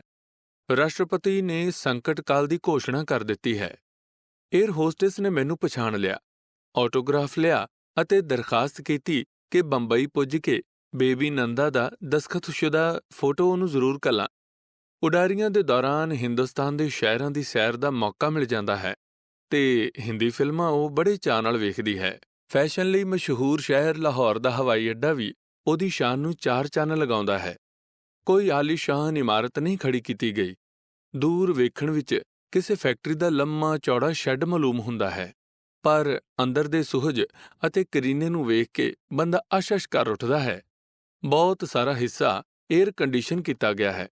ਹਰ ਪਾਸੇ ਫੱਬਵਾਂ ਤੇ ਹਲਕਾ-ਫੁਲਕਾ ਫਰਨੀਚਰ, ਗੁਲਦਸਤੇ ਅਤੇ ਸਜਾਵਟਾਂ। ਅਜਿਹਾ ਵਾਤਾਵਰਣ ਯੂਰਪ ਦੇ ਹਵਾਈ ਅੱਡਿਆਂ ਵਿੱਚ ਵੀ ਵੇਖਣ ਨੂੰ ਮਿਲਦਾ ਹੈ, ਜਿੱਥੇ ਅਮੀਰੀ ਦਿਖਾਵੇ ਦਾ ਨਹੀਂ, ਸੁਗਮਤਾ ਅਤੇ ਸੁਖੈਨਤਾ ਦਾ ਵਾਤਾਵਰਣ ਪੈਦਾ ਕਰਨ ਦੀ ਕੋਸ਼ਿਸ਼ ਹੁੰਦੀ ਹੈ। ਪਹਿਲੇ ਕਿਆਮ ਦੇ ਦੌਰਾਨ ਡਾਕਟਰ ਨਜ਼ੀਰ ਅਹਿਮਦ ਇੱਕ ਸ਼ਾਮ ਮੈਨੂੰ ਇੱਥੇ ਲਿਆਏ ਸਨ। ਚੁਸਤ ਵਰਦੀਆਂ ਵਾਲੇ ਹਵਾਬਾਜ਼ਾਂ ਤੇ ਕਰਿੰਦਿਆਂ ਨੇ ਬੜੇ ਪ੍ਰੇਮ ਨਾਲ ਰੈਸਤਰਾਂ ਵਿੱਚ ਕਾਫੀ ਪਿਆਈ ਸੀ। ਉਹ ਮੈਨੂੰ ਹੂ-ਬਹੂ ਆਪਣੇ ਦੇਸ਼ ਦੇ ਹਵਾਬਾਜ਼ਾਂ ਵਾਂਗਰ ਲੱਗ ਰਹੇ ਸਨ। ਫਰਕ ਸਿਰਫ ਇਤਨਾ ਸੀ ਕਿ ਅੰਗਰੇਜ਼ੀ ਦੀ ਥਾਂ ਬੜੀ ਸਵਾਰ ਕੇ ਉਰਦੂ ਬੋਲ ਰਹੇ ਸਨ, ਪਰ ਜਿਹੜੀ ਉਹਨਾਂ ਦੀ ਮਾਤ ਭਾਸ਼ਾ ਨਾ ਹੋਣ ਕਰਕੇ ਕੰਨਾਂ ਨੂੰ ਓਪਰੀ ਲੱਗਦੀ ਸੀ। ਨਿੱਕੀ-ਨਿੱਕੀ ਗੱਲ ਲਈ ਬੜੇ ਵੱਡੇ-ਵੱਡੇ ਫਾਰਸੀ ਸ਼ਬਦ ਵਰਤੇ ਜਾਂਦੇ ਸਨ, ਜਿਵੇਂ ਹੈਦਰਾਬਾਦੀ ਲੋਕ ਕਰਦੇ ਹਨ। ਮੇਰਾ ਬੜਾ ਦਿਲ ਕੀਤਾ ਪੰਜਾਬੀ ਛੋਹਣ ਉੱਤੇ, ਪਰ ਹਿੰਮਤ ਨਹੀਂ ਹੋਈ। ਇਹ ਨੌਜਵਾਨ ਪੂਰਨ ਰੂਪ ਸਾਡੇ ਆਪਣੇ ਪੜ੍ਹੇ-ਲਿਖੇ ਨੌਜਵਾਨਾਂ ਵਾਂਗਰ ਸਨ, ਪਰ ਹੈਰਾਨੀ ਦੀ ਗੱਲ ਕਿ ਇਹੋ ਸਮਾਨਤਾ ਮੈਨੂੰ ਲਾਹੌਰ ਵਿੱਚ ਪਹਿਲੀ ਵਾਰ ਵਿਦੇਸ਼ੀ ਤੇ ਅਜਨਬੀ ਮਹਿਸੂਸ ਕਰਾ ਰਹੀ ਸੀ। ਬੜਾ ਵਿਚਿੱਤਰ ਜਿਹਾ ਅਹਿਸਾਸ ਸੀ ਇਹ, ਅਤੇ ਬੜਾ ਚਿਰ ਮੈਂ ਆਪਣੇ ਮਨ ਵਿੱਚ ਇਸ ਦਾ ਕਾਰਨ ਢੂੰਡਦਾ ਰਿਹਾ। ਹਵਾਈ ਜਹਾਜ਼ ਤੋਂ ਉਤਰ ਕੇ ਜਦੋਂ ਮੁਸਾਫਰਾਂ ਦੇ ਲੌਂਜ ਵਿੱਚ ਆਇਆ ਤਾਂ ਬੰਗਾਲੀਆਂ ਦੀ ਭਾਰੀ ਸੰਖਿਆ ਵੇਖੀ। ਨਿਸ਼ਚੈ ਹੀ ਇਹ ਪੂਰਬੀ ਬੰਗਾਲ ਦੇ ਲੋਕ ਸਨ, ਪਰ ਮੇਰੀਆਂ ਨਿਗਾਹਾਂ ਉਹਨਾਂ ਨੂੰ ਕੇਵਲ ਬੰਗਾਲੀ ਦੇ ਰੂਪ ਵਿੱਚ ਵੇਖ ਰਹੀਆਂ ਸਨ। ਬੰਗਾਲੀਆਂ ਨਾਲ ਮੈਨੂੰ ਬਹੁਤ ਪਿਆਰ ਹੈ। ਮੇਰਾ ਬੜਾ ਦਿਲ ਕੀਤਾ ਉਹਨਾਂ ਨਾਲ ਬੰਗਾਲੀ ਵਿੱਚ 2-4 ਗੱਲਾਂ ਕਰਾਂ। ਇਤਨੇ ਬੰਗਾਲੀ ਲਾਹੌਰ ਵਿੱਚ। ਪਾਸਪੋਰਟ ਆਦਿ ਦੀਆਂ ਦਿੱਕਤਾਂ ਮਿਟਾਉਣ ਦੇ ਲਈ ਡਾਕਟਰ ਨਜ਼ੀਰ ਦੇ ਪ੍ਰਾਈਵੇਟ ਸੈਕਟਰੀ ਫੇਰ ਹਾਜ਼ਰ ਹੋ ਗਏ ਸਨ। ਫੇਰ ਉਹ ਸੁਖਾਵਾਂ ਬੰਗਲਾ, ਇੱਕ ਉੱਤਮ ਦਰਜੇ ਦੇ ਪਰਿਵਾਰਕ ਜੀਵਨ ਦੀ ਮਿਠਾਸ, ਲਾਹੌਰ ਦੀ ਆਪਣੀ ਵਿਸ਼ੇਸ਼ ਆਜ਼ਾਦ ਜਿਹੀ ਫਿਜ਼ਾ। ਕਹਿੰਦੇ ਨੇ ਲਾਹੌਰ ਲਾਹੌਰ ਹੀ ਹੈ। ਮੇਰਾ ਅਨੁਭਵ ਇਸ ਦੀ ਅੱਜ ਫੇਰ ਤਸਦੀਕ ਕਰ ਰਿਹਾ ਸੀ। ਇਸ ਦਾ ਰਾਜ਼ ਯੂਰੋਪੀਅਨ ਸਮਾਜ ਦੇ ਪ੍ਰਭਾਵ ਤੋਂ ਛੁੱਟ ਕੀ ਹੋ ਸਕਦਾ ਹੈ? ਅੰਗਰੇਜ਼ ਦੇ ਵੇਲੇ ਇਸ ਪ੍ਰਭਾਵ ਦੇ ਤਾਰੀਕ ਪਹਿਲੂ ਵਧੇਰੇ ਨੁਮਾਇਆਂ ਸਨ। ਆਜ਼ਾਦੀ ਦੇ ਯੁੱਗ ਵਿੱਚ ਇਸ ਨੂੰ ਸਮੂਹ ਜਨਤਕ ਜੀਵਨ ਦੇ ਸੁਧਾਰ ਲਈ ਅਤੇ ਉਹਨੂੰ ਵਧੇਰੇ ਉਦਾਰ ਅਤੇ ਨਿਯਮਵਾਨ ਬਣਾਉਣ ਦੇ ਲਈ ਵਰਤਿਆ ਜਾ ਸਕਦਾ ਹੈ, ਪਰ ਇਹ ਤਾਂ ਹੀ ਹੋ ਸਕਦਾ ਹੈ ਜੇ ਮੱਧਮ ਵਰਗੀ ਜਨਤਾ ਨਾਲ ਆਪਣੇ ਆਪ ਨੂੰ ਅਭੇਦ ਕਰੇ। ਇਸ ਕੰਮ ਵਿੱਚ ਲੇਖਕ ਤੇ ਕਲਾਕਾਰ ਬੜਾ ਹਿੱਸਾ ਪਾ ਸਕਦੇ ਹਨ, ਬਸ਼ਰਤੇ ਕਿ ਉਹ ਸੱਚੇ ਅਰਥਾਂ ਵਿੱਚ ਆਵਾਮੀ ਲੇਖਕ ਅਤੇ ਕਲਾਕਾਰ ਬਣਨ ਦੀ ਕਾਬਲੀਅਤ ਆਪਣੇ ਅੰਦਰ ਪੈਦਾ ਕਰਨ। ਕਿਸੇ ਦੇ ਮੂੰਹੋਂ ਸੁਣਿਆ ਸੀ, ਖੌਰੇ ਝੰਗ ਵਿੱਚ ਜਾਂ ਕਿਤੇ ਹੋਰ, ਕਿ ਵਾਰਿਸ ਸ਼ਾਹ ਦੀ ਹੀਰ ਪਾਕਿਸਤਾਨੀ ਪੰਜਾਬ ਵਿੱਚ ਹੁਣ ਵੀ ਲਗਭਗ 1 ਲੱਖ ਦੀ ਸੰਖਿਆ ਵਿੱਚ ਸਾਲਾਨਾ ਵਿਕਦੀ ਹੈ। ਇਸ ਦੇ ਮੁਕਾਬਲੇ ਵਿੱਚ ਫੈਜ਼ ਅਹਿਮਦ ਫੈਜ਼ ਦੀ ਕਵਿਤਾ ਕਿਤਨੀ ਕੁ ਵਿਕਦੀ ਹੋਵੇਗੀ? ਪੜ੍ਹੇ ਲਿਖੇ ਮੱਧਮ ਵਰਗ ਤੀਕਰ ਮਹਿਦੂਦ ਨਹੀਂ ਰਹਿ ਜਾਂਦਾ। ਇਸ ਦਾ ਇਹ ਮਤਲਬ ਨਹੀਂ ਕਿ ਫੈਜ਼ ਦੀ ਕਵਿਤਾ ਵਿੱਚ ਕੋਈ ਘਾਟ ਹੈ। ਨਿਸ਼ਚੇ ਹੀ ਉਹ ਸੰਸਾਰ ਦੇ ਮਹਾਨ ਕਵੀਆਂ ਵਿੱਚੋਂ ਹੈ। ਮੇਰੇ ਲਈ ਇਸ ਤੋਂ ਵੱਧ ਮਾਣ ਦੀ ਕੀ ਗੱਲ ਹੋ ਸਕਦੀ ਹੈ ਕਿ ਗਵਰਨਮੈਂਟ ਕਾਲਜ ਲਾਹੌਰ ਦੀਆਂ ਬੈਂਚਾਂ ਉੱਤੇ ਮੈਂ ਉਸ ਦੇ ਨਾਲ ਬੈਠ ਕੇ ਇੱਕੋ ਕਲਾਸ ਵਿੱਚ ਪੜ੍ਹਿਆ ਸਾਂ। ਪਰ ਮੈਂ ਸੋਚਣਾ ਕਿਤਨਾ ਚੰਗਾ ਹੁੰਦਾ ਜੇ ਉਹ ਪੰਜਾਬੀ ਵਿੱਚ ਕਵਿਤਾ ਕਰਦਾ। ਪਰ ਉਸਦੇ ਮੁਲਕ ਨੂੰ ਤਾਂ ਉਸਦੀ ਉਰਦੂ ਦੀ ਅਤੇ ਮੱਧਮ ਵਰਗ ਤੀਕਰ ਅਸਰ ਕਰਨ ਵਾਲੀ ਕਵਿਤਾ ਵੀ ਬਰਦਾਸ਼ਤ ਨਾ ਹੋਈ। ਇਸੇ ਦੋਸ਼ ਵਿੱਚ ਤਾਂ ਉਹ ਅੱਜ ਜਲਾਵਤਨੀ ਦੀ ਖਾਕ ਛਾਣ ਰਿਹਾ ਹੈ। ਜੇ ਇਸੇ ਇਨਕਲਾਬੀ ਰੰਗ ਵਿੱਚ ਅਤੇ ਇਸੇ ਹੁਨਰ ਭਰਪੂਰ ਢੰਗ ਨਾਲ ਉਹ ਪੰਜਾਬੀ ਵਿੱਚ ਕਵਿਤਾ ਲਿਖਦਾ ਤਾਂ ਖੌਰੇ ਇਸ ਤੋਂ ਵੀ ਔਖੀਆਂ ਸਜ਼ਾਵਾਂ ਮਿਲਦੀਆਂ ਉਸਨੂੰ। ਡਰਾਇੰਗ ਰੂਮ ਵਿੱਚ ਇਕੱਲਾ ਬੈਠਾ ਇਹੋ ਜਿਹੀਆਂ ਗੱਲਾਂ ਸੋਚ ਰਿਹਾ ਸਾਂ ਕਿ ਪੰਜਾਬੀ ਦੇ ਪ੍ਰਸਿੱਧ ਕਵੀ ਅਹਿਮਦ ਰਾਹੀ ਮਿਲਣ ਆ ਗਏ। ਮੈਂ ਇਹਨਾਂ ਨੂੰ ਪਹਿਲਾਂ ਕਦੇ ਨਹੀਂ ਸਾਂ ਮਿਲਿਆ, ਪਰ ਕਦੇ-ਕਦੇ ਉਹਨਾਂ ਦੀਆਂ ਰਚਨਾਵਾਂ ਆਪਣੇ ਪੰਜਾਬੀ ਰਸਾਲਿਆਂ ਵਿੱਚ ਪੜ੍ਹੀਆਂ ਸਨ। ਪਿੰਡੀ ਛੱਡ ਆਉਣ ਦਾ ਸੱਜਰਾ ਦੁੱਖ ਸ਼ਾਇਦ ਉਹਨਾਂ ਮੇਰੀਆਂ ਅੱਖਾਂ ਵਿੱਚ ਪੜ੍ਹ ਲਿਆ ਤੇ ਉਹਨਾਂ ਨੂੰ ਆਪਣਾ ਵਿਛੜਿਆ ਸ਼ਹਿਰ ਅੰਮ੍ਰਿਤਸਰ ਯਾਦ ਆ ਗਿਆ, ਜਿਸ ਦਾ ਜੋਗੀ ਫੇਰਾ ਲਾਉਂਦਿਆਂ ਕੁਝ ਵਰ੍ਹੇ ਪਹਿਲਾਂ ਉਹਨਾਂ ਇੱਕ ਮਸ਼ਹੂਰ ਕਵਿਤਾ ਲਿਖੀ ਸੀ। ਦੇਸ ਵਾਲਿਓ ਆਪਣੇ ਦੇਸ ਅੰਦਰ, ਅਸੀਂ ਆਏ ਹਾਂ ਵਾਂਗ ਪਰਦੇਸੀਆਂ ਦੇ। ਘਰਾਂ ਵਾਲਿਓ ਆਪਣੇ ਘਰ ਅੰਦਰ, ਅਸੀਂ ਆਏ ਹਾਂ ਵਾਂਗ ਪ੍ਰਾਹੁਣਿਆਂ ਦੇ। ਇਹ ਕਵਿਤਾ ਉਹ ਮੈਨੂੰ ਸੁਣਾਉਣ ਲੱਗ ਪਏ। ਜਿਉਂ-ਜਿਉਂ ਸੁਣਦਾ ਗਿਆ ਮੈਨੂੰ ਆਪਣਾ ਦੁੱਖ ਉਹਨਾਂ ਦੇ ਦੁੱਖ ਦੇ ਮੁਕਾਬਲੇ ਛੋਟਾ ਪ੍ਰਤੀਤ ਹੋਣ ਲੱਗ ਪਿਆ। ਇਸ ਤੋਂ ਵੱਡਾ ਜ਼ੁਲਮ ਕੀ ਹੋ ਸਕਦਾ ਹੈ ਕਿ ਵਤਨ ਕੁੱਲ 30 ਮੀਲ ਦੀ ਵਾਟ ਉੱਤੇ ਹੋਵੇ ਤੇ ਬੰਦਾ ਉਹਦੇ ਨਜ਼ਦੀਕ ਨਾ ਜਾ ਸਕੇ। ਜਦੋਂ ਉਹਨਾਂ ਆਖਿਆ, ਇਸ ਮਿੱਟੀ ਦੀ ਕੁੱਖ 'ਚ ਮਾਂ ਮੇਰੀ ਸੁੱਤੀ ਪਈ ਹੈ ਸਮਿਆਂ ਦੀ ਹੂਕ ਬਣ ਕੇ, ਇਸ ਪਾਣੀ ਨਾਲ ਪਾਣੀ ਹੋਏ ਨੀਰ ਮੇਰੇ, ਇੱਥੇ ਆਸ ਤੜਫੀ ਮੇਰੀ ਕੂਕ ਬਣ ਕੇ। ਕਿਸੇ ਬੰਨ ਦੇ ਕੱਲੜੇ ਰੁੱਖ ਵਾਂਗੂ ਧੁੱਪਾਂ ਛਾਵਾਂ ਦੇ ਭਾਰ ਨਾਲ ਡੋਲਣਾ ਵਾਂ, ਆਪਣੀ ਮਾਂ ਦੀ ਕਬਰ ਨੂੰ ਲੱਭਣਾ ਵਾਂ, ਭੈਣਾਂ ਭਰਾਵਾਂ ਦੀਆਂ ਹੱਡੀਆਂ ਟੋਲਣਾ ਵਾਂ। ਮੈਂ ਰਾਹੀ ਦੇ ਦਰਦ ਕਰਕੇ ਬੜਾ ਬੇਹਾਲ ਹੋਇਆ। ਮੈਨੂੰ ਸ਼ਰਮ ਆਉਣ ਲੱਗ ਪਈ ਕਿ ਸਾਰੇ ਦਾ ਸਾਰਾ ਅੰਮ੍ਰਿਤਸਰ ਉਹਦੇ ਹਵਾਲੇ ਕਰ ਦੇਣ ਦੀ ਤੌਫੀਕ ਮੈਨੂੰ ਕਿਉਂ ਨਹੀਂ। ਪਰ ਜਦੋਂ ਉਹ ਅਖੀਰਲੇ ਬੰਦ ਉੱਤੇ ਪੁੱਜਿਆ ਤਾਂ ਚੇਤਨਾ ਆਪਣੇ ਦੁੱਖ ਵੱਲ ਵੀ ਮੁੜ ਆਈ। ਮੈਂ ਸੋਫੇ ਉੱਤੇ ਡਿੱਗ ਕੇ ਰੋਣ ਲੱਗ ਪਿਆ। ਨਹੀਂ ਸੀ ਪਤਾ ਕਿਹੜੇ ਹੰਝੂ ਰਾਹੀ ਲਈ ਸਨ ਤੇ ਕਿਹੜੇ ਆਪਣੇ ਲਈ। ਤੁਸੀਂ ਦੇਸ ਵਾਲੇ, ਤੁਸੀਂ ਘਰਾਂ ਵਾਲੇ, ਅਸੀਂ ਬੇਘਰੇ, ਅਸੀਂ ਪਰਦੇਸੀ। ਤੁਸੀਂ ਹੱਸ ਕੇ ਸੀਨੇ ਨਾਲ ਲਾ ਲਿੱਤਾ, ਅਸਾਂ ਰੋ ਕੇ ਅੱਖ ਪਰਚਾ ਲਿੱਤੀ। ਤਾਰੇ ਬੁੱਝੇ ਹੋਏ ਫੇਰ ਇੱਕ ਵਾਰ ਚਮਕੇ, ਜਿਹਦੀ ਆਸ ਨਹੀਂ ਸੀ ਉਹ ਆਸ ਪੁੱਗੀ। ਜੀਵੇ ਸ਼ਹਿਰ ਮੇਰਾ ਜੀਵਨ ਸ਼ਹਿਰ ਵਾਲੇ, ਅਸੀਂ ਆਏ ਦੁਆਵਾਂ ਏ ਦੇ ਚੱਲੇ। ਚਾਰੇ ਕੰਨੀਆਂ ਸਾਡੀਆਂ ਵੇਖ ਖਾਲੀ, ਅਸੀਂ ਨਾਲ ਨਹੀਂ ਕੁਝ ਲੈ ਚੱਲੇ। ਕਦੇ ਮੇਰੇ ਉਸਤਾਦ ਪਤਰਸ ਨੇ ਲਾਹੌਰ ਦਾ ਜੁਗਰਾਫੀਆ ਲਿਖਿਆ ਸੀ। ਅੱਜ ਉਹਨਾਂ ਦਾ ਹੀ ਨਾਚੀਜ਼ ਸ਼ਾਗਿਰਦ ਲਿਖ ਰਿਹਾ ਹੈ। ਅਨਾਰਕਲੀ ਭੀੜ ਉਤਨੀ ਹੀ ਹੈ, ਪਰ ਰੌਣਕ ਉਤਨੀ ਨਹੀਂ। ਪਿੰਡੀ ਵਾਂਗ ਇੱਥੇ ਵੀ ਜਿੱਥੇ ਪਹਿਲਾਂ ਹਿੰਦੂ ਕੱਪੜਾ ਵੇਚਦਾ ਸੀ, ਹੁਣ ਉੱਥੇ ਮੁਸਲਮਾਨ ਵੇਚ ਰਿਹਾ ਹੈ। ਜਿਸ ਦੁਕਾਨ ਉੱਤੇ ਮਨਿਆਰੀ ਵਾਲਾ ਬਹਿੰਦਾ ਸੀ, ਉੱਥੇ ਹੁਣ ਵੀ ਮਨਿਆਰੀ ਵਾਲਾ ਹੀ ਬਹਿੰਦਾ ਹੈ। ਜਿੱਥੇ ਹਿੰਦੂ ਦੁੱਧ ਲੱਸੀ ਵੇਚਦਾ ਸੀ, ਹੁਣ ਮੁਸਲਮਾਨ ਵੇਚਦਾ ਹੈ। ਸਿੱਖਾਂ ਦੀ ਘਾਟ ਮੌਲਵੀ ਟਾਈਪ ਮੁਸਲਮਾਨਾਂ ਦੀਆਂ ਦਾੜ੍ਹੀਆਂ ਕਿਸੇ ਹੱਦ ਤੱਕ ਪੂਰੀ ਕਰਦੀਆਂ ਹਨ, ਪਰ ਤੀਵੀਆਂ ਦੀ ਗੈਰ ਹਾਜ਼ਰੀ ਕੋਈ ਛਲਾਵਾ ਪੂਰੀ ਨਹੀਂ ਕਰ ਸਕਦਾ। ਉਹਨਾਂ ਦੀ ਸਹੂਲਤ ਲਈ ਅਨਾਰਕਲੀ ਦੇ ਅੰਦਰਵਾਰ ਤੰਗ ਗਲੀਆਂ ਵਿੱਚ ਬਾਨੋ ਮਾਰਕੀਟ ਬਣਾਈ ਗਈ ਹੈ। ਇਸ ਤੋਂ ਛੁੱਟ ਹੋਰ ਕੋਈ ਤਰੱਕੀ ਪਸੰਦ ਤਬਦੀਲੀ ਵੇਖਣ ਵਿੱਚ ਨਹੀਂ ਆਉਂਦੀ। ਗਲੀਆਂ ਮੁਹੱਲਿਆਂ ਵਿੱਚੋਂ ਲੰਘ ਕੇ ਜਿਹੜੇ ਹੁਣ ਵੀ ਸਦਾ ਵਾਂਗ ਹੀ ਹਨ। ਅਲਬੱਤਾ ਟਿੱਬੀ ਬਾਜ਼ਾਰ ਵਿੱਚ ਕਸ਼ਮੀਰੀ ਹੁਸਨ ਦੀ ਘਾਟ ਸੁਣਿਆ ਸ਼ੌਕੀਨਾਂ ਨੂੰ ਜ਼ਰੂਰ ਮਾਯੂਸ ਕਰਦੀ ਹੈ। ਸ਼ਾਹੀ ਮਸਜਿਦ ਦੀ ਅਪੂਰਬ ਸੁੰਦਰਤਾ ਦਾ ਸੁਆਦ ਮਾਣਿਆ। ਮੁੱਖ ਦੁਆਰ ਦੇ ਸਾਹਮਣੇ ਇੱਕ ਪਾਸੇ ਮਹਾਕਵੀ ਇਕਬਾਲ ਦਾ ਅਤੇ ਦੂਜੇ ਪਾਸੇ ਸਰ ਸਿਕੰਦਰ ਹਯਾਤ ਦਾ ਮਕਬਰਾ ਹੈ। ਬੜੀਆਂ ਫੱਬਵੀਆਂ ਤੇ ਸੁੰਦਰ ਇਮਾਰਤਾਂ ਬਣਾਈਆਂ ਗਈਆਂ ਹਨ, ਪਰ ਜ਼ਿਆਰਤ ਕਰਦਿਆਂ ਇਹ ਨਹੀਂ ਭੁੱਲਣ ਹੋਇਆ ਕਿ ਸਰ ਸਿਕੰਦਰ ਵੰਡਾਰੇ ਤੋਂ ਕਈ ਸਾਲ ਪਹਿਲਾਂ ਉਸ ਦੇ ਭਿਆਨਕ ਨਤੀਜਿਆਂ ਅਤੇ ਕਤਲੇਆਮਾਂ ਦੀ ਪੇਸ਼ਨਗੋਈ ਕਰ ਚੁੱਕੇ ਸਨ, ਜੋ ਗਾਂਧੀ ਜੀ ਤੋਂ ਛੁੱਟ ਦੇਸ਼ ਦੇ ਹੋਰ ਕਿਸੇ ਨੇਤਾ ਨੇ ਨਹੀਂ ਗੌਲੀ। ਇਕਬਾਲ ਦੇ ਮਜ਼ਾਰ ਉੱਤੇ ਪੁੱਜ ਕੇ ਬਾਰ-ਬਾਰ ਮਨ ਵਿੱਚ ਸਵਾਲ ਉੱਠਦਾ ਸੀ ਕਿ ਅਗਲੀਆਂ ਸਤਰਾਂ ਲਿਖਣ ਵਾਲੇ ਦੀ ਆਤਮਾ ਇੱਥੇ ਪੂਰੀ ਤਰ੍ਹਾਂ ਸੰਤੁਸ਼ਟ ਹੈ। चिश्ती ने जिस ज़मीं पे पैगाम हक सुनाया, नानक ने जिस ज़मीं पे वहदत का गीत गाया, तातागेओं ने जिसको अपना वतन बनाया, जिसने हिजाजियों से दश्ते अरब छुड़ाया, मेरा वतन वही है, मेरा वतन वही है। यूनानियों को जिसने हैरान कर दिया था, सारे जहां को जिसने इल्मो हुनर दिया था, मिट्टी को जिसकी हक ने ज़र का असर दिया था, दुनिया का जिसने दामन हीरों से भर दिया था, मेरा वतन वही है, मेरा वतन वही है। ਗੁਰੂ ਅਰਜਨ ਦੇਵ ਦੀ ਸਮਾਧ ਵੀ ਇੱਥੋਂ ਨੇੜੇ ਹੀ ਹੈ। ਇਹ ਨਹੀਂ ਕਿਹਾ ਜਾ ਸਕਦਾ ਕਿ ਇਸ ਦੀ ਹਿਫਾਜ਼ਤ ਨਹੀਂ ਹੁੰਦੀ। ਬਾਹਰ ਬੰਦੂਕ ਮੋਢੇ ਉੱਤੇ ਰੱਖ ਕੇ ਇੱਕ ਸਿਪਾਹੀ ਜ਼ਰੂਰ ਖੜਾ ਹੈ, ਪਰ ਹਾਲਤ ਉਹੀ ਹੈ ਜਿਵੇਂ ਇੱਕ ਇਤਿਹਾਸਕ ਖੰਡਰ ਦੀ। ਅੰਦਰ ਜਾਣ ਲਈ ਬੂਟ ਲਾਉਣੇ ਪੈਂਦੇ ਹਨ, ਪਰ ਥੋੜ੍ਹੇ ਚਿਰ ਵਿੱਚ ਹੀ ਜ਼ੁਰਾਬਾਂ ਚਿਰਾਂ ਤੋਂ ਨਾ ਸਾਫ਼ ਕੀਤੇ ਫਰਸ਼ ਦੀ ਧੂੜ ਨਾਲ ਲਿਬੜ ਜਾਂਦੀਆਂ ਹਨ। ਪਰ ਅਫਸੋਸ ਇਸ ਗੱਲ ਦਾ ਇਤਨਾ ਨਹੀਂ ਜਿਤਨਾ ਇਹ ਸੋਚ ਕੇ ਹੁੰਦਾ ਹੈ ਕਿ ਮੇਰੇ ਮੁਸਲਮਾਨ ਸਾਥੀਆਂ ਵਿੱਚੋਂ ਕਿਸੇ ਨੂੰ ਇਹ ਖਾਬ ਖਿਆਲ ਨਹੀਂ ਸੀ ਕਿ ਇਹ ਯਾਦਗਾਰ ਉਹਨਾਂ ਦੀ ਮਾਤ ਬੋਲੀ ਦੇ ਨਿਰਮਾਤਾ ਅਤੇ ਸਾਂਝੀ ਪੰਜਾਬੀ ਕੌਮੀਅਤ ਦੇ ਜਨਮਦਾਤਾ ਇੱਕ ਮਹਾਨ ਚਿੰਤਕ, ਫਿਲਾਸਫਰ ਤੇ ਕਲਾਕਾਰ ਦੀ ਹੈ। ਉਹਨਾਂ ਨੂੰ ਨਹੀਂ ਪਤਾ ਕਿ ਅੰਮ੍ਰਿਤਸਰ ਦੇ ਗੁਰੂ ਮੰਦਰ ਦੀ ਬੁਨਿਆਦ ਇਸ ਮਹਾਂਪੁਰਖ ਨੇ ਉਹਨਾਂ ਦੇ ਆਪਣੇ ਹਮ-ਮਜ਼ਹਬ ਪੀਰ ਮੀਆਂ ਮੀਰ ਦੇ ਹੱਥੋਂ ਰਖਵਾਈ ਸੀ। ਪਰ ਕੀ ਇਸ ਬੇਕਦਰੀ ਤੇ ਬੇਕੁਰਬੀ ਦੇ ਜ਼ਿੰਮੇਵਾਰ ਕੇਵਲ ਮੁਸਲਮਾਨ ਲੋਕ ਹਨ? ਕੀ ਉਤਨੀ ਹੀ ਜ਼ਿੰਮੇਵਾਰੀ ਸਿੱਖਾਂ ਉੱਤੇ ਨਹੀਂ ਆਉਂਦੀ? ਇਸੇ ਗੁਰੂ ਅਰਜਨ ਨੇ ਗੁਰੂ ਗ੍ਰੰਥ ਵਿੱਚ ਸ਼ੇਖ ਫਰੀਦ ਦੀ ਬਾਣੀ ਸਜਾਈ ਸੀ, ਜਿਸ ਅੱਗੇ ਸਿੱਖ ਹਰ ਰੋਜ਼ ਗੁਰਦੁਆਰਿਆਂ ਵਿੱਚ ਜਾ ਕੇ ਮੱਥਾ ਟੇਕਦੇ ਹਨ। ਸਿੱਖਾਂ ਦੇ ਹੀ ਦਸਮ ਪਾਤਸ਼ਾਹ ਨੇ ਭਗਵਾਨ ਨੂੰ ਅੱਲਾ, ਰਹੀਮ ਤੇ ਕਰੀਮ ਦੇ ਨਾਂ ਨਾਲ ਯਾਦ ਕੀਤਾ ਸੀ। ਫਿਰ ਉਹਨਾਂ ਕਿਹੜੀਆਂ ਧਾਰਮਿਕ ਸਿੱਖਿਆ ਦੇ ਆਧਾਰ ਉੱਤੇ ਆਪਣੀਆਂ ਪਵਿੱਤਰ ਕਿਰਪਾਨਾਂ ਨਿਰਦੋਸ਼ ਮੁਸਲਮਾਨਾਂ, ਤੀਵੀਆਂ ਤੇ ਬੱਚਿਆਂ ਉੱਪਰ ਖੋਲ੍ਹੀਆਂ? ਕੀ ਕੋਈ ਸਿੱਖ ਆਗੂ ਇਸ ਸਵਾਲ ਦਾ ਜਵਾਬ ਦੇ ਸਕਦਾ ਹੈ? ਪੁਰਾਣਾ ਕਿਲ੍ਹਾ ਵੇਖਿਆ, ਉਹ ਸ਼ੀਸ਼ਿਆਂ ਜੜੀਆਂ ਛੱਤਾਂ ਵੇਖੀਆਂ ਜਿਨ੍ਹਾਂ ਹੇਠ ਅਣਗਿਣਤ ਆਜ਼ਾਦੀ ਦੇ ਪਰਵਾਨਿਆਂ ਨੂੰ ਅਕਹਿ ਤਸੀਹੇ ਦਿੱਤੇ ਗਏ ਸਨ।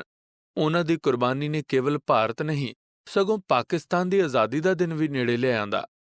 ਪਰ ਇੱਥੇ ਕਿਤੇ ਵੀ ਉਹਨਾਂ ਦਾ ਜ਼ਿਕਰ ਕੀਤਾ ਨਹੀਂ ਮਿਲਦਾ, ਕਿਤੇ ਕੋਈ ਯਾਦਗਾਰ ਨਹੀਂ। ਕਿਲ੍ਹਾ ਕੇਵਲ ਇੱਕ ਸੈਰਗਾਹ ਬਣਾ ਦਿੱਤਾ ਗਿਆ ਹੈ। ਪਤਾ ਲੱਗਿਆ ਕਿ ਉਸਤਾਦ ਦਾਮਨ ਵੀ ਇੱਥੇ ਕਿਤੇ ਨੇੜੇ ਹੀ ਰਹਿੰਦੇ ਹਨ, ਪਰ ਉਹਨਾਂ ਨੂੰ ਸ਼ਰਧਾਂਜਲੀ ਦੇਣ ਦਾ ਸ਼ਰਫ ਹਾਸਲ ਨਾ ਹੋ ਸਕਿਆ, ਕਿਉਂਕਿ ਉਹ ਸ਼ਹਿਰੋਂ ਕਿਤੇ ਬਾਹਰ ਗਏ ਹੋਏ ਸਨ। ਲਾਹੌਰ ਦੇ ਨਵੇਂ ਜੁਗਰਾਫੀਏ ਵਿੱਚ ਸਨਅਤ ਨੇ ਕੋਈ ਖਾਸ ਹਿੱਸਾ ਨਹੀਂ ਪਾਇਆ। ਨਵੀਆਂ ਸੜਕਾਂ, ਬਸਤੀਆਂ ਅਤੇ ਰਿਹਾਇਸ਼ਗਾਹਾਂ ਨੇ ਉਹਨੂੰ ਵਧੇਰੇ ਸ਼ਿੰਗਾਰਿਆ ਹੈ। ਇਹਨਾਂ ਵਿੱਚੋਂ ਸਭ ਤੋਂ ਮਸ਼ਹੂਰ ਅਤੇ ਕਾਬਿਲੇ-ਦੀਦ ਗੁਲਬਰਗਾ ਅਖਵਾਂਦੀ ਹੈ। ਕਾਇਦੇ-ਆਜ਼ਮ ਪਾਰਕ ਲਾਰੈਂਸ ਗਾਰਡਨ ਵੱਲੋਂ ਨਹਿਰ ਪਾਰ ਕਰਦੀ ਅਤੇ ਸੁੰਦਰ ਸੰਘਣੇ ਦਰੱਖਤਾਂ ਨਾਲ ਉਲੀਕੀ ਹੋਈ ਸੜਕ ਉਸ ਵੱਲ ਜਾਂਦੀ ਹੈ। ਅਮੀਰਾਂ ਨੇ ਬੜੇ ਹੀ ਖੂਬਸੂਰਤ ਬੰਗਲੇ ਇੱਥੇ ਬਣਾਏ ਹਨ। ਦਰਾਮਦ ਦੀ ਖੁੱਲ੍ਹ ਹੋਣ ਕਰਕੇ ਚਮਤਕਾਰੀ ਵੰਨਗੀ ਦੀਆਂ ਮੋਟਰਾਂ ਇੱਧਰ-ਉੱਧਰ ਦੌੜਦੀਆਂ ਫਿਰਦੀਆਂ ਹਨ। ਕਾਲਜ ਦੇ ਇੱਕ ਪੁਰਾਣੇ ਮਿੱਤਰ ਦੇ ਘਰ ਦਾਵਤ ਹੋਈ। ਲਾਅਨ ਵਿੱਚ ਸਖਾਲਾ ਬਹਿ ਕੇ ਕਈ ਘੰਟੇ ਬੀਅਰ ਪੀਤੀ ਗਈ। ਅਨੇਕ ਯਾਦਾਂ ਤੇ ਯਾਰੀਆਂ ਮੁੜ ਤਾਜ਼ਾ ਹੋਈਆਂ। ਫਰਾਗਤ, ਫੁਰਸਤ, ਦਿਮਾਗੀ ਅਤੇ ਜਜ਼ਬਾਤੀ ਸੁਹਜ, ਨਿੱਘੀਆਂ ਤੇ ਡੂੰਘੀਆਂ ਯਾਰੀਆਂ ਦੀ ਬਦੌਲਤ ਸਦਾ ਵਾਂਗ ਲਾਹੌਰ ਲਾਹੌਰ ਹੀ ਹੈ।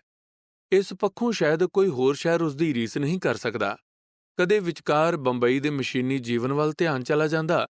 ਨਾਟਕ, ਫਿਲਮ, ਸੰਗੀਤ, ਸਾਹਿਤ ਆਦਿ ਬਾਰੇ ਖੁੱਲ੍ਹ ਕੇ ਗੱਲਾਂ ਹੋਈਆਂ। ਵਿੱਚ ਲਤੀਫਿਆਂ ਤੇ ਚੁਟਕਲਿਆਂ ਦੀ ਵੀ ਝੜੀ ਲੱਗੀ। ਇੰਜ ਜਾਪਿਆ ਜਿਵੇਂ ਮੈਂ 20 ਸਾਲ ਉਮਰ ਵਿੱਚ ਛੋਟਾ ਹੋ ਗਿਆ ਹਾਂ। ਪਰ ਮੈਂ ਆਪਣੇ ਆਪ ਤੋਂ ਪੁੱਛੇ ਬਿਨਾਂ ਨਾ ਰਹਿ ਸਕਿਆ ਕਿ 20 ਸਾਲ ਛੋਟਾ ਹੋ ਜਾਣਾ ਮੈਨੂੰ ਸੱਚਮੁੱਚ ਪਸੰਦ ਹੈ। ਝਟਪਟ ਇੰਜ ਜਾਪਿਆ ਜਿਵੇਂ ਮੈਂ ਛੋਟਾ ਨਹੀਂ ਹੋਇਆ। 20 ਸਾਲ ਤੋਂ ਮੇਰੇ ਇਹਨਾਂ ਮਿੱਤਰਾਂ ਦਾ ਵਾਧਾ ਰੁਕਿਆ ਪਿਆ ਹੈ। ਉਹਨਾਂ ਦੇ ਨਜ਼ਰੀਆਂ ਵਿੱਚ ਹਾਲਾਂ ਵੀ ਆਲੋਚਕਾਂ ਵਾਲਾ ਦਾਨੀਸ਼ਵਰੀ ਵਿਅੰਗਾਤਮਕ ਘਮੰਡ ਹੈ। ਸਿਰਜਕਾਂ ਵਾਲੀ ਜਗਿਆਸਾ ਅਤੇ ਨਿਰਮਾਣਤਾ ਨਹੀਂ ਆਈ। ਲਤੀਫੇ ਤੇ ਚੁਟਕਲੇ ਵੀ ਪੁਰਾਣੇ ਸਨ। ਇੰਜ ਮਹਿਸੂਸ ਹੋਇਆ ਜਿਵੇਂ ਵਕਤ ਲਾਹੌਰ ਨੂੰ ਪਿੱਛੇ ਛੱਡ ਕੇ ਬਹੁਤ ਦੂਰ ਅਗਾਂਹ ਲੰਘ ਗਿਆ ਹੈ। ਇੱਥੋਂ ਮਾਲ ਰੋਡ ਉੱਤੇ ਆਰਟ ਕੌਂਸਲ ਦੇ ਮੈਂਬਰਾਂ ਨਾਲ ਚਾਹ ਪੀਣ ਜਾਣਾ ਸੀ। ਅੱਧਾ ਘੰਟਾ ਦੇਰ ਨਾਲ ਪੁੱਜਿਆ। ਇਸ ਅਪਰਾਧ ਲਈ ਸ਼ਾਇਦ ਮੈਂ ਆਪਣੇ ਆਪ ਨੂੰ ਕਦੇ ਵੀ ਮਾਫ਼ ਨਹੀਂ ਕਰ ਸਕਾਂਗਾ। ਸੈਯਦ ਇਮਤਿਆਜ਼ ਅਲੀ ਤਾਜ, ਜਿਨ੍ਹਾਂ ਦੇ ਪਿਆਲੇ ਵਿੱਚੋਂ ਮੈਂ ਅਭਿਨੈ ਕਲਾ ਦੇ ਸ਼ੌਕ ਦਾ ਪਹਿਲਾ ਘੁੱਟ ਭਰਿਆ ਸੀ, ਸ਼ੌਕਤ ਸਾਹਿਬ ਅਤੇ ਹੋਰ ਕਿਤਨੀਆਂ ਸਨਮਾਨਯੋਗ ਹਸਤੀਆਂ ਖਾਮੋਸ਼ ਆਜ਼ੂਰਦਗੀ ਦੇ ਨਾਲ ਮੈਨੂੰ ਉਡੀਕ ਰਹੀਆਂ ਸਨ। ਜਾਣ-ਬੁੱਝ ਕੇ ਦੇਰ ਨਹੀਂ ਸੀ ਕੀਤੀ, ਪਰ ਗਫਲਤ ਹੋਈ ਜ਼ਰੂਰ ਸੀ ਮੈਥੋਂ। ਫਿਲਮ ਐਕਟਰਾਂ ਦਾ ਨਾਮਣਾ ਇਸ ਲਿਹਾਜ਼ ਤੋਂ ਉਂਝ ਵੀ ਚੰਗਾ ਨਹੀਂ। ਪਤਾ ਨਹੀਂ ਕੀ ਸੋਚਦੇ ਹੋਣਗੇ, ਪਰ ਮੇਰੀ ਸ਼ਰਮਿੰਦਗੀ ਨੂੰ ਉਹਨਾਂ ਦੀ ਉਦਾਰਤਾ ਨੇ ਦੂਣਾ ਕਰ ਦਿੱਤਾ। ਕਿਸੇ ਨੇ ਮੱਥੇ ਉੱਤੇ ਵੱਟ ਨਹੀਂ ਪਾਇਆ। ਮੈਨੂੰ ਆਪਣੇ ਅੰਦਰ ਇੰਜ ਸਮੋ ਲਿਆ ਜਿਵੇਂ ਦੁੱਧ ਵਿੱਚ ਖੰਡ ਘੁਲਦੀ ਹੈ। ਬੜੀ ਪਿਆਰੀ ਸ਼ਾਮ ਗੁਜ਼ਰੀ ਉਹ। ਨੇਤਾ ਜੀ ਸੁਭਾਸ਼ ਬੋਸ ਦੇ ਪਰਮ ਸਾਥੀ ਅਤੇ ਮੇਰੇ ਕਾਲਜ ਦੇ ਸਾਥੀ ਕਰਨਲ ਅਹਿਸਾਨ ਕਾਦਰ ਦੇ ਨਾਲ ਬਹਿ ਕੇ ਪਦਮਾ ਨਦੀਰ ਮਾਂਝੀ ਨਾਂ ਦੀ ਬੰਗਾਲੀ ਨਾਵਲ ਦੇ ਆਧਾਰ ਤੇ ਪੂਰਬੀ ਪਾਕਿਸਤਾਨ ਵਿੱਚ ਬਣੀ ਇੱਕ ਉੱਤਮ ਫਿਲਮ ਵੇਖੀ, ਜਿਸ ਨੂੰ ਕੁਝ ਸਾਲ ਪਹਿਲਾਂ ਮਾਸਕੋ ਦੇ ਫਿਲਮ ਉਤਸਵ ਵਿੱਚ ਪੁਰਸਕਾਰ ਮਿਲਿਆ ਸੀ। ਨਿਰਾਸਤਾ ਦੂਰ ਹੋਈ, ਚੋਖੀ ਪ੍ਰੇਰਣਾ ਮਿਲੀ।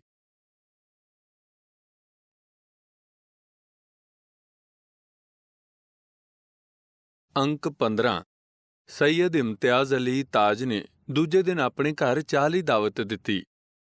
ਇੰਝ ਅਨੇਕਾਂ ਹੋਰ ਪਿਆਰੇ ਮਿੱਤਰਾਂ ਨੂੰ ਮਿਲਣ ਦਾ ਅਵਸਰ ਮਿਲਿਆ, ਜਿਹੜੇ ਕਿਸੇ ਜ਼ਮਾਨੇ ਹਿੰਦੁਸਤਾਨ ਦੇ ਫਿਲਮ ਗਗਨ ਦੇ ਜਗਮਗਾਉਂਦੇ ਸਿਤਾਰੇ ਸਨ। ਨੂਰ ਜਹਾਂ, ਨੀਨਾ, ਰਫੀ ਪੀਰ, WZ ਅਹਿਮਦ। ਲਾਹੌਰ ਦੇ ਨਵੇਂ ਜੁਗਰਾਫੀਏ ਵਿੱਚ ਮੁਲਤਾਨ ਰੋਡ ਨੇ ਅਹਿਮ ਸਥਾਨ ਹਾਸਲ ਕਰ ਲਿਆ। ਕਈ ਕਾਰਖਾਨੇ ਵਜੂਦ ਵਿੱਚ ਆ ਗਏ ਤੇ ਆ ਰਹੇ ਹਨ, ਪਰ ਵਧੇਰੇ ਇਸ ਦੀ ਸ਼ੋਹਰਤ ਨਵੇਂ ਫਿਲਮ ਸਟੂਡੀਓਆਂ ਕਾਰਨ ਹੈ। ਸ਼ੌਕਤ ਸਾਹਿਬ ਖੁਦ ਆਪਣਾ ਬਹੁਤ ਵੱਡਾ ਸਟੂਡੀਓ ਬਣਾ ਰਹੇ ਹਨ। ਐਵਰਨਿਊ ਵੀ ਇੱਕ ਨਵਾਂ ਅਤੇ ਵੱਡੇ ਪੈਮਾਨੇ ਦਾ ਆਲਾ ਤੋਂ ਆਲਾ ਟੈਕਨੀਕਲ ਸਾਮਾਨ ਨਾਲ ਲੈਸ ਸਟੂਡੀਓ ਹੈ। ਇੱਥੇ ਪਾਕਿਸਤਾਨ ਦੇ ਉੱਘੇ ਫਿਲਮ ਪ੍ਰੋਡਿਊਸਰਾਂ, ਡਾਇਰੈਕਟਰਾਂ ਅਤੇ ਫਿਲਮੀ ਮਾਹੌਲ ਤੋਂ ਅਕਸਰ ਤੰਗ ਆ ਜਾਂਦਾ ਹਾਂ, ਪਰ ਬਾਹਰ ਜਾ ਕੇ ਆਪਣੇ ਸਪੇਸ਼ਲੀ ਮਨ ਵਿੱਚ ਆਦਰ ਪੈਦਾ ਹੋ ਜਾਂਦਾ ਹੈ, ਜੋ ਇੱਕ ਨਾਚੀਜ਼ ਜਿਹੇ ਆਦਮੀ ਨੂੰ ਵੀ ਇਤਨੀ ਇੱਜ਼ਤ ਬਖਸ਼ਾਉਂਦਾ ਹੈ। ਜਦੋਂ ਵੀ ਸੈਰ ਦੇ ਦੌਰਾਨ ਵਕਤ ਮਿਲਿਆ, ਮੈਂ ਪਾਕਿਸਤਾਨੀ ਫਿਲਮਾਂ ਵੇਖਦਾ ਅਤੇ ਉਹਨਾਂ ਦਾ ਜਾਇਜ਼ਾ ਲੈਂਦਾ ਰਿਹਾ ਸਾਂ। ਹੁਣ ਤੱਕ ਮੈਂ ਔਲਾਦ, ਸਸੁਰਾਲ, ਬੰਜਾਰਨ, ਚਿਰਾਗ ਜਲਤਾ ਰਹਾ, 4 ਉਰਦੂ ਦੀਆਂ ਅਤੇ 2 ਬੰਗਾਲੀ ਫਿਲਮਾਂ ਵੇਖ ਚੁੱਕਿਆ ਸਾਂ। ਪੰਜਾਬੀ ਦੀ ਸ਼ਾਹਕਾਰ ਫਿਲਮ ਕਰਤਾਰ ਸਿੰਘ ਵੇਖਣ ਨੂੰ ਬੜਾ ਜੀਅ ਕਰਦਾ ਸੀ, ਪਰ ਉਸ ਦੀ ਕਿਤੇ ਵੀ ਨੁਮਾਇਸ਼ ਨਹੀਂ ਸੀ ਹੋ ਰਹੀ। ਐਵਰਨਿਊ ਸਟੂਡੀਓ ਵਿੱਚ 5-6 ਬਣ ਰਹੀਆਂ ਫਿਲਮਾਂ ਦੀਆਂ ਰੀਲਾਂ ਵੀ ਵੇਖੀਆਂ।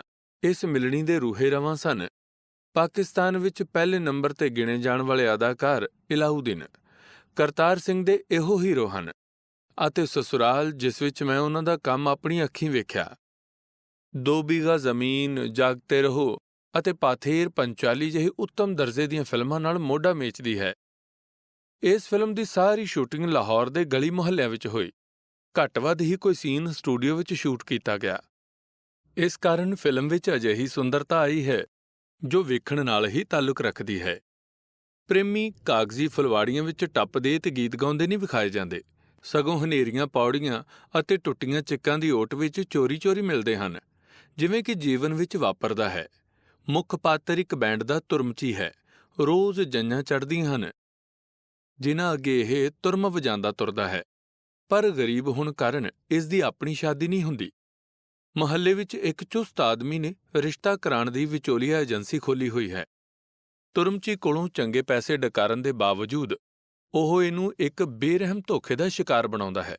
ਸੋਹਣੀ ਕੁੜੀ ਵਿਖਾ ਕੇ ਕੋਜੀ ਨਾਲ ਉਹਦਾ ਨਿਕਾਹ ਪੜਾ ਦਿੱਤਾ ਜਾਂਦਾ ਹੈ।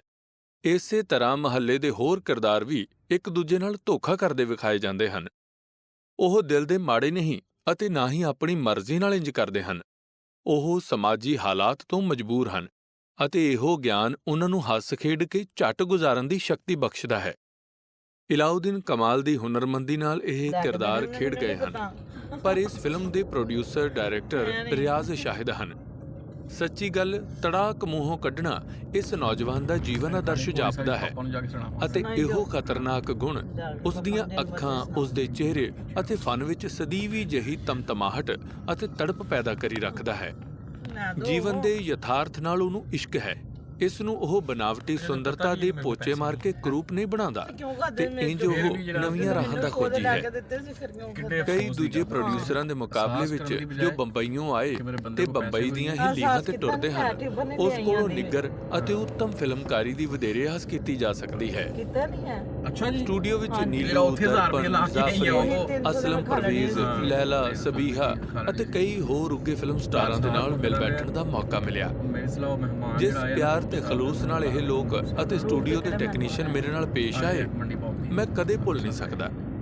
ਰਿਆਜ਼ ਸ਼ਾਹਿਦ ਅਤੇ ਇਲਾਉਦੀਨ, ਜੋ ਮੇਰੇ ਵਤਨ ਰਾਵਲਪਿੰਡੀ ਦੇ ਜੰਪਲ ਹਨ, ਦੇ ਕਥਨ ਅਨੁਸਾਰ ਪਾਕਿਸਤਾਨ ਵਿੱਚ 80 ਕੁ ਫਿਲਮਾਂ ਹਰ ਸਾਲ ਬਣਦੀਆਂ ਹਨ। ਇਹਨਾਂ ਵਿੱਚੋਂ 60% ਇੱਕਦਮ ਭਾਰਤੀ ਤੇ ਅਮਰੀਕੀ ਫਿਲਮਾਂ ਦੀ ਨਕਲ, 30% ਰਵਾਇਤੀ ਫਾਰਮੂਲੇ ਅਨੁਸਾਰ ਅਤੇ ਕੇਵਲ 10% ਨਰੋਲ ਕਲਾਮਈ ਹੁੰਦੀਆਂ ਹਨ। ਪਾਕਿਸਤਾਨੀ ਫਿਲਮ ਸਨਅਤ ਦੀ ਮੌਜੂਦਾ ਡੋਲਵੀਂ ਹਾਲਤ ਸਭਨਾਂ ਲਈ ਪਰੇਸ਼ਾਨੀ ਦਾ ਕਾਰਨ ਬਣੀ ਹੋਈ ਹੈ। ਮੇਰੇ ਆਪਣੇ ਮੋਟੇ-ਮੋਟੇ ਅਨੁਮਾਨ ਇਹ ਬਣੇ। ਪਹਿਲਾ, ਪਾਕਿਸਤਾਨ ਕੋਲ ਕਲਾਕਾਰਾਂ ਦੀ ਕੋਈ ਘਾਟ ਨਹੀਂ, ਖਾਸ ਕਰਕੇ ਲੜਕੀਆਂ ਤਾਂ ਆਪਣੇ ਜਲਾਲੀ ਹੁਸਨ ਤੇ ਡੀਲ ਡੌਲ ਵਜੋਂ ਚੜ੍ਹਿਆ ਹਿੰਦ ਤੇ ਕਟਕ ਪੰਜਾਬ ਦਾ ਵਾਲੀ ਗੱਲ ਨੂੰ ਸੱਚ ਸਾਬਤ ਕਰਦੀਆਂ ਹਨ। ਦੂਜਾ, ਪਾਕਿਸਤਾਨੀ ਲੋਕਮਤ ਸਮਾਜਿਕ ਜੀਵਨ ਵਿੱਚ ਪਰਦੇਦਾਰੀ ਦਾ, ਪਰ ਫਿਲਮਾਂ ਵਿੱਚ ਬੇਪਰਦਗੀ ਦਾ ਸਮਰਥਕ ਜਾਪਦਾ ਹੈ। ਅਧ ਨੰਗੇ ਅੰਗਾਂ ਦੀ ਜਨੂਨੀ ਅਤੇ ਲਜ਼ਤ-ਆਮੇਜ਼ ਤਰਥੱਲੀ ਲੋਕ ਅਤੇ ਸ਼ਾਸਤਰੀ ਨ੍ਰਿਤ ਦੇ ਸਾਰੇ ਕਾਇਦੇ ਕਾਨੂੰਨਾਂ ਉੱਪਰ ਗਾਲਬ ਆ ਚੁੱਕੀ ਹੈ। ਇਹ ਵਿਰੋਧ ਬਾਹਰੋਂ ਆਏ ਆਦਮੀ ਨੂੰ ਕਾਫੀ ਹੈਰਾਨ ਕਰਦਾ ਹੈ। ਤੀਜਾ, ਹਕੂਮਤ ਵੱਲੋਂ ਦਿੱਤੀਆਂ ਗਈਆਂ ਚੋਖੀਆਂ ਸਹੂਲਤਾਂ ਅਤੇ ਭਾਰਤੀ ਫਿਲਮਾਂ ਦੀ ਦਰਾਮਦਬੰਦੀ ਵਗੈਰਾ ਦਾ ਪਾਕਿਸਤਾਨੀ ਫਿਲਮ ਇੰਡਸਟਰੀ ਨੇ ਕੋਈ ਖਾਸ ਫਾਇਦਾ ਨਹੀਂ ਉਠਾਇਆ। ਚੌਥਾ, ਦੋਹਾਂ ਦੇਸ਼ਾਂ ਦਰਮਿਆਨ ਉੱਚ ਪੱਧਰ ਦੀਆਂ ਮਨੁੱਖਵਾਦੀ ਫਿਲਮਾਂ ਦਾ ਵਟਾਂਦਰਾ ਨਾ ਹੋਣਾ ਬੜੀ ਹੀ ਅਫਸੋਸਜਨਕ ਹਕੀਕਤ ਹੈ। ਜੇ ਪਾਕਿਸਤਾਨ ਵਿੱਚ 2 ਬਿਘਾ ਜ਼ਮੀਨ, ਕਾਬਲੀਵਾਲਾ ਜਿਹੀਆਂ ਫਿਲਮਾਂ ਨਹੀਂ ਜਾ ਸਕਦੀਆਂ ਤਾਂ ਘੱਟ ਤੋਂ ਘੱਟ ਸਾਡੇ ਦੇਸ਼ ਵਿੱਚ ਕਰਤਾਰ ਸਿੰਘ ਅਤੇ ਸੁਸਰਾਲ ਵਰਗੀਆਂ ਫਿਲਮਾਂ ਤਾਂ ਅਵਸ਼ ਆਉਣੀਆਂ ਚਾਹੀਦੀਆਂ ਹਨ। ਜੇ ਇਹ ਡਿਸਟ੍ਰੀਬਿਊਟਰਾਂ ਲਈ ਲਾਭਵੰਦ ਨਹੀਂ ਤਾਂ ਸਾਡੀ ਹਕੂਮਤ ਨੂੰ ਖੁਦ ਅੱਗੇ ਵਧਣਾ ਚਾਹੀਦਾ ਹੈ। ਕੇਵਲ ਤਕਰੀਰਾਂ ਕਰਨ ਅਤੇ ਬਿਆਨ ਦੇਣ ਨਾਲ ਦੋਵਾਂ ਦੇਸ਼ਾਂ ਦੇ ਸੰਬੰਧ ਸੋਹਣੇ ਨਹੀਂ ਹੋ ਸਕਦੇ। ਗਵਰਨਮੈਂਟ ਕਾਲਜ ਦੇ ਹਾਲ ਵਿੱਚ, ਜੋ ਮੇਰੇ ਲਈ ਤੀਰਥ ਸਥਾਨ ਹੈ, ਡਰਾਮਾ ਸੁਸਾਇਟੀ ਨੇ ਮੈਨੂੰ ਡਿਨਰ ਦੀ ਦਾਵਤ ਦਿੱਤੀ ਹੈ। ਸੈਯਦ ਇਮਤਿਆਜ਼ ਅਲੀ ਤਾਜ, ਇਮਦਾਦ ਹੁਸੈਨ ਅਤੇ ਹੋਰ ਕਈ ਪੁਰਾਣੇ ਸਾਥੀ ਮੇਰੇ ਸਾਹਮਣੇ ਬੈਠੇ ਹਨ, ਪਰ ਮੇਰੀਆਂ ਨਜ਼ਰਾਂ ਬਾਰ-ਬਾਰ ਉਸ ਖਿਆਲ ਉੱਪਰ ਜਾ ਟਿਕਦੀਆਂ ਹਨ ਜਿੱਥੇ ਅਹਿਮਦ ਸ਼ਾਹ ਬੁਖਾਰੀ ਦੇ ਬੇਖਰੋਸ਼ ਕਦਮਾਂ ਦੀ ਆਹਟ ਸੁਣਾਈ ਦਿੰਦੀ ਹੈ। ਐਰਿਕ ਡਿਕਿੰਸਨ ਗਾਉਨ ਭੜਕਾਉਂਦਾ ਲੰਘ ਜਾਂਦਾ ਹੈ। ਮਦਨ ਗੋਪਾਲ ਸਿੰਘ ਦਾ ਸਰੀਰ ਲਹੂ ਲੁਹਾਨ ਹੋ ਕੇ ਤੜਫਦਾ ਹੈ। ਅਣਗਿਣਤ ਯਾਦਾਂ ਦਿਮਾਗ ਵਿੱਚ ਕੂਕਦੀਆਂ ਹਨ। ਸਟੇਜ ਫਿਰ ਸਜ ਗਿਆ ਹੈ। ਮਲਕ ਗੁਰਦਿਆਲ ਇੱਕ ਕੋਨੇ ਖੜਾ ਸੌਂਦੀ ਸਾਹਿਬ ਨੂੰ ਕੁਝ ਕਹਿ ਰਿਹਾ ਹੈ। ਪਰਦਾ ਉੱਠ ਗਿਆ। ਲੇਖਕ ਦੀ ਸੁਰਗਵਾਸੀ ਧਰਮ ਪਤਨੀ ਦਮੋ ਅਤੇ ਸਤੀਸ਼ ਕਿਤਨਾ ਸੋਹਣਾ ਪਾਠ ਕਰ ਰਹੇ ਹਨ। ਕਿੱਥੇ ਗਾਇਬ ਹੋ ਗਏ ਦੋਵੇਂ? ਇਤਨੀ ਛੋਟੀ ਉਮਰ ਵਿੱਚ ਵੀ ਕੋਈ ਮਰਦਾ ਹੈ। ਲਾਈਟਾਂ ਕਿਉਂ ਇੱਕਦਮ ਆਫ ਹੋ ਗਈਆਂ?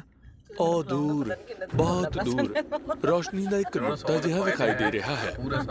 ਕੀ ਹੈ ਉਹ? ਵੱਡਾ ਹੁੰਦਾ ਜਾ ਰਿਹਾ ਹੈ। ਨੀਲਾ ਨੀਲਾ, ਉਹਦੇ ਅੰਦਰ ਨੀਲਾ ਸੂਟ ਪਾਈ ਕੀ ਮੈਂ ਹੀ ਖੜਾ ਹਾਂ? ਹਾਂ, ਬੜਾ ਸਵਾਦ ਆਇਆ ਅੱਜ ਪਾਠ ਕਰਨ ਦਾ। ਸੱਚ, ਸਟੇਜ ਉੱਤੇ ਅਚਾਨਕ ਇੱਕ ਤਲਿਸਮ ਜਿਹਾ ਛਾ ਗਿਆ ਸੀ। ਮੈਨੂੰ ਆਪਣੇ ਸਾਰੇ ਬੰਦ ਮੋਕਲੇ ਹੁੰਦੇ ਪ੍ਰਤੀਤ ਹੋਣ ਲੱਗ ਪਏ ਸਨ। ਸਾਰੀਆਂ ਰੁਕਾਵਟਾਂ ਦੂਰ ਹੁੰਦੀਆਂ ਜਾਪਦੀਆਂ ਸਨ। ਕੀ ਇਸੇ ਨੂੰ ਪ੍ਰੇਰਨਾ ਆਖਦੇ ਹਨ?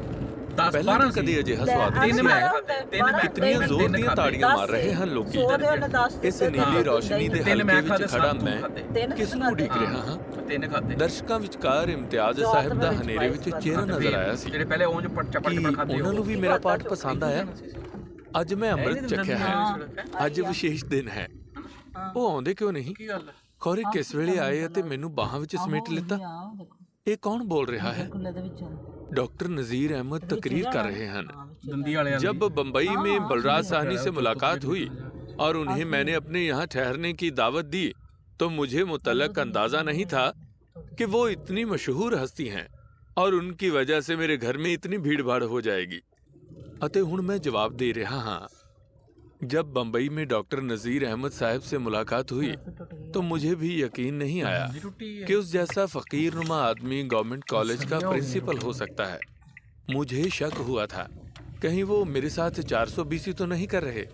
तकल्लुफ, बेमतलब तकल्लुफ। नवे मुंडे बड़ी बेयकीनी नज़रां नाल वेख रहे हैं मैनू, जिवें उन्हां नाल भी कोई 420 ही कीती जा रही होवे। ਭਲਾ ਕਿਵੇਂ ਮੰਨਿਆ ਜਾ ਸਕਦਾ ਹੈ ਕਿ ਕਾਲਜ ਪਹਿਲਾਂ ਕਿਸੇ ਹੋਰ ਤਰ੍ਹਾਂ ਦਾ ਹੁੰਦਾ ਸੀ? ਐ ਤਾਜ਼ਾ ਵਾਰਦਾਨੀ ਬਿਸਾਤ ਹਵਾਏ ਗੁਲ ਜਨਹਾਰ ਅਗਰ ਤੁਮੇ ਹਫਸੇ ਨਾਉ ਨੂਸ਼ ਹੈ। ਦੇਖੋ ਮੁਝੇ ਜੋ ਦਿਦਾਏ ਇਬਰਤ ਨਿਗਾਰ ਹੋ, ਮੇਰੀ ਸੁਣੋ ਜੋ ਗੋਸ਼ ਨਸੀਹਤ ਨਿਓਸ਼ ਹੈ। ਚੁੱਪ, ਉਹ ਕੀ ਲੱਗਦੇ ਨੇ ਤੇਰੇ? ਤੂੰ ਕੀ ਲੱਗਦਾ ਉਹਨਾਂ ਦਾ? ਸੋਚ ਸਮਝ ਕੇ ਬੋਲ। ਸਵੇਰੇ ਜਿਹੜਾ ਰਿਆਜ਼ ਸ਼ਾਇਦ ਨੇ ਰੁਕਾ ਭੇਜਿਆ ਸੀ ਉਹ ਤੇਰੀ ਸਮਝਦਾਰੀ ਤੇ ਸਿਆਣਪ ਦਾ ਸਰਟੀਫਿਕੇਟ ਹੈ।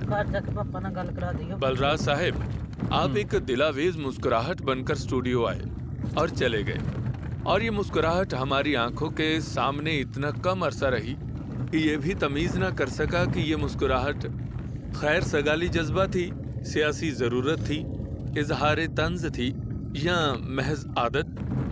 आपके चले जाने के बाद भी मैं किसी खास नतीजे पर न पहुंच सका। बस इंज ही कीता करो। कामयाब एक्टिंग इसे ਨੂੰ ਆਖਦੇ ਹਨ। ਅੱਜ ਦੇ ਜ਼ਮਾਨੇ ਐਕਟਰਾਂ ਦੀ ਬਹੁਤ ਕਦਰ ਹੈ ਕਿਉਂਕਿ ਹਰ ਆਦਮੀ ਐਕਟਰ ਬਣ ਚੁੱਕਾ ਹੈ। ਇਹ ਜਜ਼ਬਿਆਂ ਦਾ ਨਹੀਂ, ਜਜ਼ਬਿਆਂ ਦੇ ਵਿਖਾਲੇ ਦਾ ਯੁੱਗ ਹੈ। ਗੱਡੀ ਤੁਰਨ ਵਾਲੀ ਹੈ।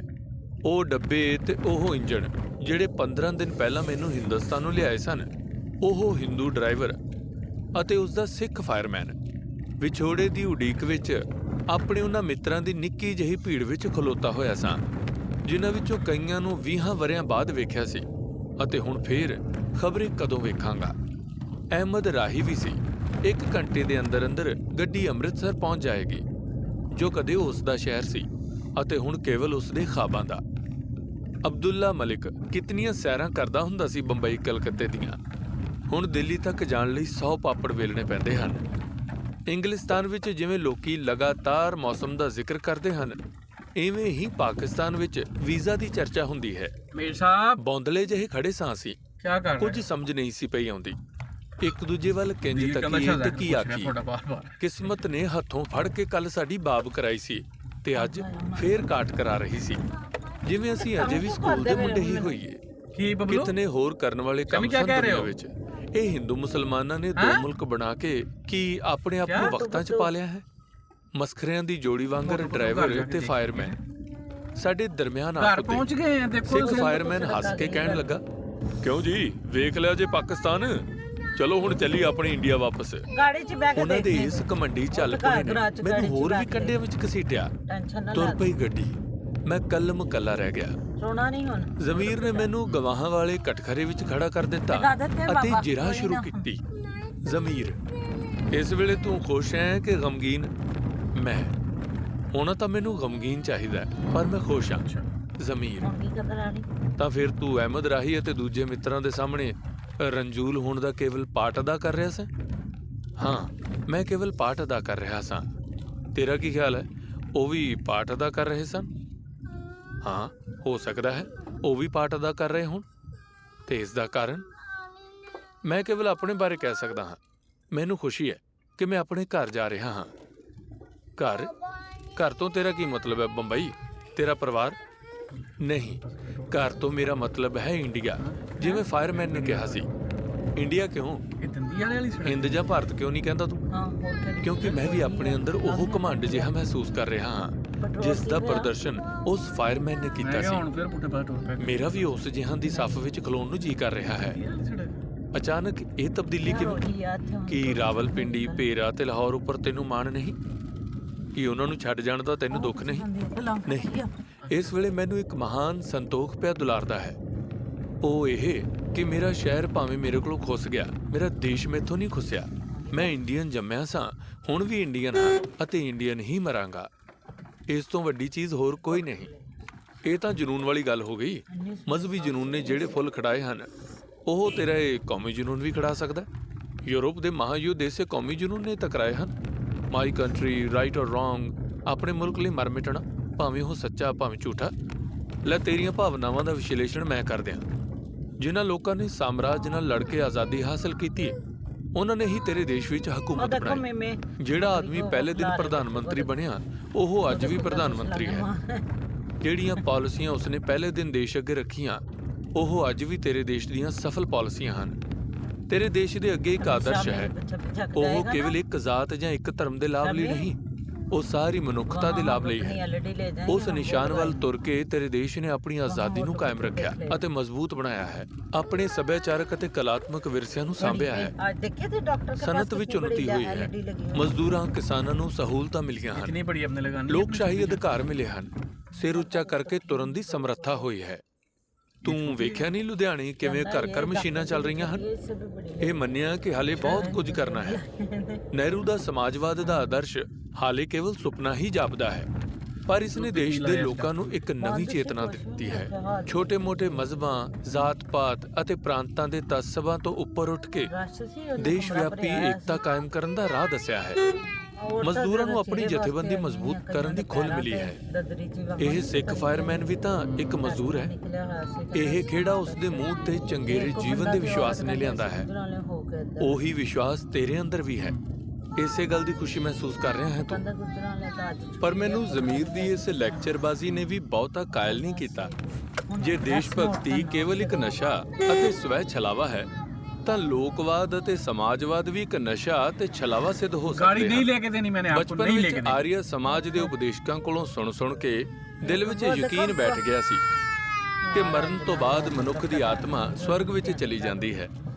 ਜਦੋਂ ਮੇਰੀ उसको ਭੈਣ पता तो ਹੋਈ है कि मैं आपको मैं दे मूर्ख दूंगा गाड़ी, वांग फिर वही टुकदा बात फिरदा करी सा। जा रहा है, वही बात ਤੁਸੀਂ ਸਾਰੇ करी जा ਰੋਂਦੇ रहा है। ਕਿਉਂ? इसको ਤੁਹਾਨੂੰ मैंने ਤਾਂ गाड़ी ਖੁਸ਼ क्यों ਹੋਣਾ उतार ਚਾਹੀਦਾ देना ਕਿ ਉਹ नीचे? ਸਵਰਗ ਵਿੱਚ ਚਲੀ ਗਈ ਹੈ। अच्छे रहोगे रात का टाइम। ਕੀ ਪਤਾ ਮੇਰੀ ਖੁਸ਼ੀ ਦਾ ਕਾਰਨ ਕੇਵਲ ਇਹ ਹੋਵੇ ਕਿ ਇਸ ਵੇਲੇ ਮੇਰਾ ਹਿਰਦਾ ਆਪਣੀ ਜਨਮ ਧਰਤ ਦੀ 15 ਦਿਨ यार ਸੈਰ साडा ਕਰਕੇ ਮੌਲਿਆ ਹੋਇਆ ਹੈ। ਹਿਸਾਬ ਹੈ ਇਹ ਮੈਂ ਉਹ ਜਗ੍ਹਾ ਰੱਜਿਆ ਥੋੜ੍ਹੀ ਪੁੱਜਿਆ ਹੈ। ਤੇ ਸੰਪੂਰਨ ਹਾਂ। कितने जगह ਇਸ ਵਿਛੋੜੇ ਦੀ ਅਸਲੀਅਤ ਅਜੇ ਮੇਰੇ ਮਨ ਵਿੱਚ ਖੁੱਭੀ ਨਹੀਂ। ਵੇਖੀਏ ਵਾਗਿਓਂ ਪਾਰ ਜਾ ਕੇ ਕੀ ਹੁੰਦਾ ਹੈ। ਸੱਚਮੁੱਚ ਹੁਣ ਖੁਸ਼ੀ ਹੌਲੀ-ਹੌਲੀ ਘਟਦੀ ਜਾ वो ਰਹੀ ਸੀ। देखो आगे डॉगी ਪ੍ਰਾਪਤੀ ਅਪ੍ਰਾਪਤੀ ਵਿੱਚ ਤਬਦੀਲ ਹੁੰਦੀ ਜਾ ਰਹੀ ਸੀ। डॉगी ने पकड़ लेना। ਵਾਗੇ ਨੇ ਆਉਣਾ ਹੀ ਸੀ, ਉਹਨੂੰ ਆਉਣੋਂ ਕੋਈ ਰੋਕ ਨਹੀਂ ਸੀ ਸਕਦਾ। ਅਚਾਨਕ ਅਸਮਾਨ ਜਿੱਡੇ ਉੱਚੇ ਕਾਲੇ ਸਿਆਹ ਫੌਲਾਦੀ ਦਰਵਾਜ਼ੇ ਵਿਕਰਾਲ ਧਮਾਕੇ ਨਾਲ ਆਪਸ ਵਿੱਚ ਟਕਰਾਉਂਦੇ ਤੇ ਬੰਦ ਹੁੰਦੇ ਪ੍ਰਤੀਤ ਹੋਏ। ਮੈਂ ਹੁਣ ਉਹਨਾਂ ਤੋਂ ਬਾਹਰ ਆ ਚੁੱਕਿਆ ਸਾਂ। ਹੁਣ ਮੈਂ ਪਿੱਛੇ ਮੁੜ ਕੇ ਨਹੀਂ ਸਾਂ ਵੇਖ ਸਕਦਾ। ਮੇਰੀ ਹਾਲਤ ਉਸ ਆਦਮੀ ਵਰਗੀ ਹੋ ਗਈ ਜੋ ਗਮ ਗਲਤ ਕਰਨ ਲਈ ਟਿਕਟ ਖਰੀਦ ਕੇ ਸਿਨੇਮੇ ਵਿੱਚ ਜਾ ਬੈਠਾ ਹੈ। ਜਿਤਨੀ ਦੇਰ ਫਿਲਮ ਚੱਲਦੀ ਹੈ ਉਸ ਦਾ ਦਿਲ ਵਰਚਿਆ ਰਹਿੰਦਾ ਹੈ। ਸ਼ੋਅ ਦੇ ਖਾਤਮੇ ਤੇ ਉਹ ਬਾਹਰ ਆ ਜਾਂਦਾ ਹੈ ਅਤੇ ਗਮ ਫੇਰ ਉਹਨੂੰ ਘੇਰ ਲੈਂਦੇ ਹਨ। ਮਿੱਤਰਾਂ ਦੇ ਸਾਹਮਣੇ ਨਹੀਂ ਸਾਂ ਰੋਇਆ। ਹੁਣ ਕੰਪਾਰਟਮੈਂਟ ਵਿੱਚ ਇਕੱਲਾ ਬੈਠ ਹੰਝੂ ਗਿਰਨ ਲੱਗ ਪਿਆ। ਇੰਜ ਜਿਵੇਂ ਆਇਆ ਸੀ ਬਲਰਾਜ ਸਾਨੀ ਪਾਕਿਸਤਾਨੋਂ ਰੁਖਸਤ ਹੋ ਗਿਆ। ਪਰ ਅਹਿਮਦ ਰਾਹੀ ਉਹ ਸਭ ਭੁੱਲ ਨਹੀਂ ਸਕਿਆ ਜੋ ਵਿਛੜਨ ਵੇਲੇ ਸਟੇਸ਼ਨ ਉੱਪਰ ਉਸਨੇ ਬਲਰਾਜ ਦੇ ਚਿਹਰੇ ਉੱਪਰ ਵੇਖਿਆ ਸੀ। ਸਾਰੀ ਦੁਪਹਿਰ ਤੇ ਸਾਰੀ ਸ਼ਾਮ ਰਾਹੀ ਦਾ ਕਿਸੇ ਕੰਮ ਵਿੱਚ किधर से ਦਿਲ गाड़ी ਨਹੀਂ लगी ਲੱਗਾ। दिखाओ मुझे, तो ਰਾਤ ਨੂੰ पानी ਵੀ ਉਹ नहीं है। ਬੜਾ ਚਿਰ ਸੌ ਨਹੀਂ ਸਕਿਆ। ਕਿਸੇ ਹੀਲੇ ਆਪਣੇ ਮਨ ਨੂੰ ਸ਼ਾਂਤ ਕਰਨ ਲਈ ਉਸਨੇ ਬਲਰਾਜ ਦੇ ਨਾਂ ਇੱਕ ਕਵਿਤਾ ਲਿਖੀ ਅਤੇ ਰਾਤੋਂ ਰਾਤ ਹੀ ਉਹਨੂੰ ਜਾ ਕੇ उधर तो आप अपनी मम्मा के साथ गए थे। ਬਲਰਾਜ ਸਾਨੀ ਨੂੰ। मैं तो गया ही ਤੇਰੇ नहीं ਲਈ दुकान पे गाड़ी ਪਰਦੇਸ ਏ बंद। ਦੇਸ जाएंगे ਮੇਰਾ, बाजार आज ਮੇਰੇ तो ਲਈ पानी ਪਰਦੇਸ ਏ इतना ਦੇਸ था। ਤੇਰਾ। अपनी ਚਿੱਟ मम्मा से ਵੇਸਿਆ पूछो ਜੋਗੀਆ कि ਵਸਦਾ लेके ਰਹਿ, पानी था ਇੱਥੇ इतना। ਤੇਰਾ ਡੇਰਾ ਉੱਥੇ ਮੇਰਾ ਡੇਰਾ। हाँ। ਨੀਰ ਡੁੱਲਦੇ ਜੱਗ ਨੇ ਲੱਖ ਵੇਖੇ, मेरे ਮੈਂ तो ਨੀਰ आगे ਵੇਖੇ मुझे ਜਿਹੜੇ बताओ ਡੁੱਲੇ ना, ਵੀ आप ਨਾ। बाजार किसके साथ ਭਾਵੇਂ गए थे? ਇਹਨਾਂ ਦਾ बाजार ਕਿਸੇ ਨਹੀਂ ਮੁੱਲ ਪਾਇਆ। ਮੋਤੀ ਅੱਖੀਆਂ ਦੇ ਹੈਂ? ਅਣਮੁੱਲੇ ਵੀ ਨਾ, शामी? ਜਿਹੜੇ ਯਾਦਾਂ ਦੀ ओ शामी, ਕੈਦ ਵਿੱਚ ਬੰਦ ਹੋਏ। बाजार किसके साथ ਉਹ गए ਦਿਲ थे? ਕੈਦੀ मुझे बताओ ਕਦੇ ना। ਖੁੱਲੇ ਵੀ ਨਾ, ਜਿਹੜੇ ਹੈਂ? ਸਮੇਂ ਹਵਾਵਾਂ ਦੇ ਨਾਲ ਉੱਡੇ ਅਸਾਂ ਲੱਖ ਭੁਲਾਏ ਉਹ ਭੁੱਲੇ ਵੀ ਨਾ। ਤੂੰ ਹੈ ਦੇਸ ਗਿਉ ਕਿ ਤੂੰ ਗਿਉ ਦੇਸੋਂ, ਗਿਉ ਜਦੋਂ ਦਾ ਇਹੋ ਹੈ ਸੋਚ ਮੈਨੂੰ, ਜਿਹੜੀ ਸੋਚ ਨੇ ਖਸ ਲਈ ਨੀਂਦ ਮੇਰੀ, ਜੀਣ ਦੇਵ ਸੀ ਕਦੋਂ ਹੋ ਸੋਚ ਤੈਨੂੰ। ਬੇੜੀ ਅਸਾਂ ਦੀ ਅੱਧ ਦਰਿਆ ਡੁੱਬੀ, ਕੁਝ ਡੁੱਬ ਗਏ ਕੁਝ ਤਰੇ ਵੀ ਨਾ, ਮੇਰੀ ਪੀੜ ਦੇ ਅਸਲੀ ਸਾਂਝੀਆ ਓਏ, ਤੇਰੇ ਜ਼ਖਮ ਹਰੇ ਮੇਰੇ ਭਰੇ ਵੀ ਨਾ। ਮੇਰੇ ਦੇਸ ਵਸਿੰਦੇ ਪਰਦੇਸੀਆ ਓਏ, ਜਿਹੜਾ ਦਰਦ ਮੇਰਾ ਉਹ ਦਰਦ ਤੇਰਾ। ਇੱਥੋਂ ਜਾਂਦਿਆਂ ਚੀਕੀ ਸੀ ਰੂਹ ਤੇਰੀ, ਉਥੋਂ ਆਉਂਦਿਆਂ ਰੋਇਆ ਸੀ ਦਿਲ ਮੇਰਾ। ਏਦੂ ਵੱਧ ਕੇ ਹੋਰ ਕੀ ਦੁੱਖ ਹੋ ਸੀ, ਤੇਰੀ ਅੱਖ ਇੱਥੇ ਮੇਰੀ ਅੱਖ ਉੱਥੇ, ਟੁੱਟੇ ਦਿਲਾਂ ਦਾ ਕੀ ਸ਼ੁਮਾਰ ਕਰੀਏ, ਕਈ ਲੱਖ ਇੱਥੇ ਕਈ ਲੱਖ ਉੱਥੇ। ਇਹੋ ਜਿਹਾ ਉਜਾੜਿਆ ਆਲਣਾ ਨੇ, ਕੋਈ ਕੱਖ ਇੱਥੇ ਕੋਈ ਕੱਖ ਉੱਥੇ। ਕੀ ਹਾਲ ਆ ਉਹਦਾ? 26 ਅਕਤੂਬਰ 1962 ਰਾਤ 11 ਵਜੇ।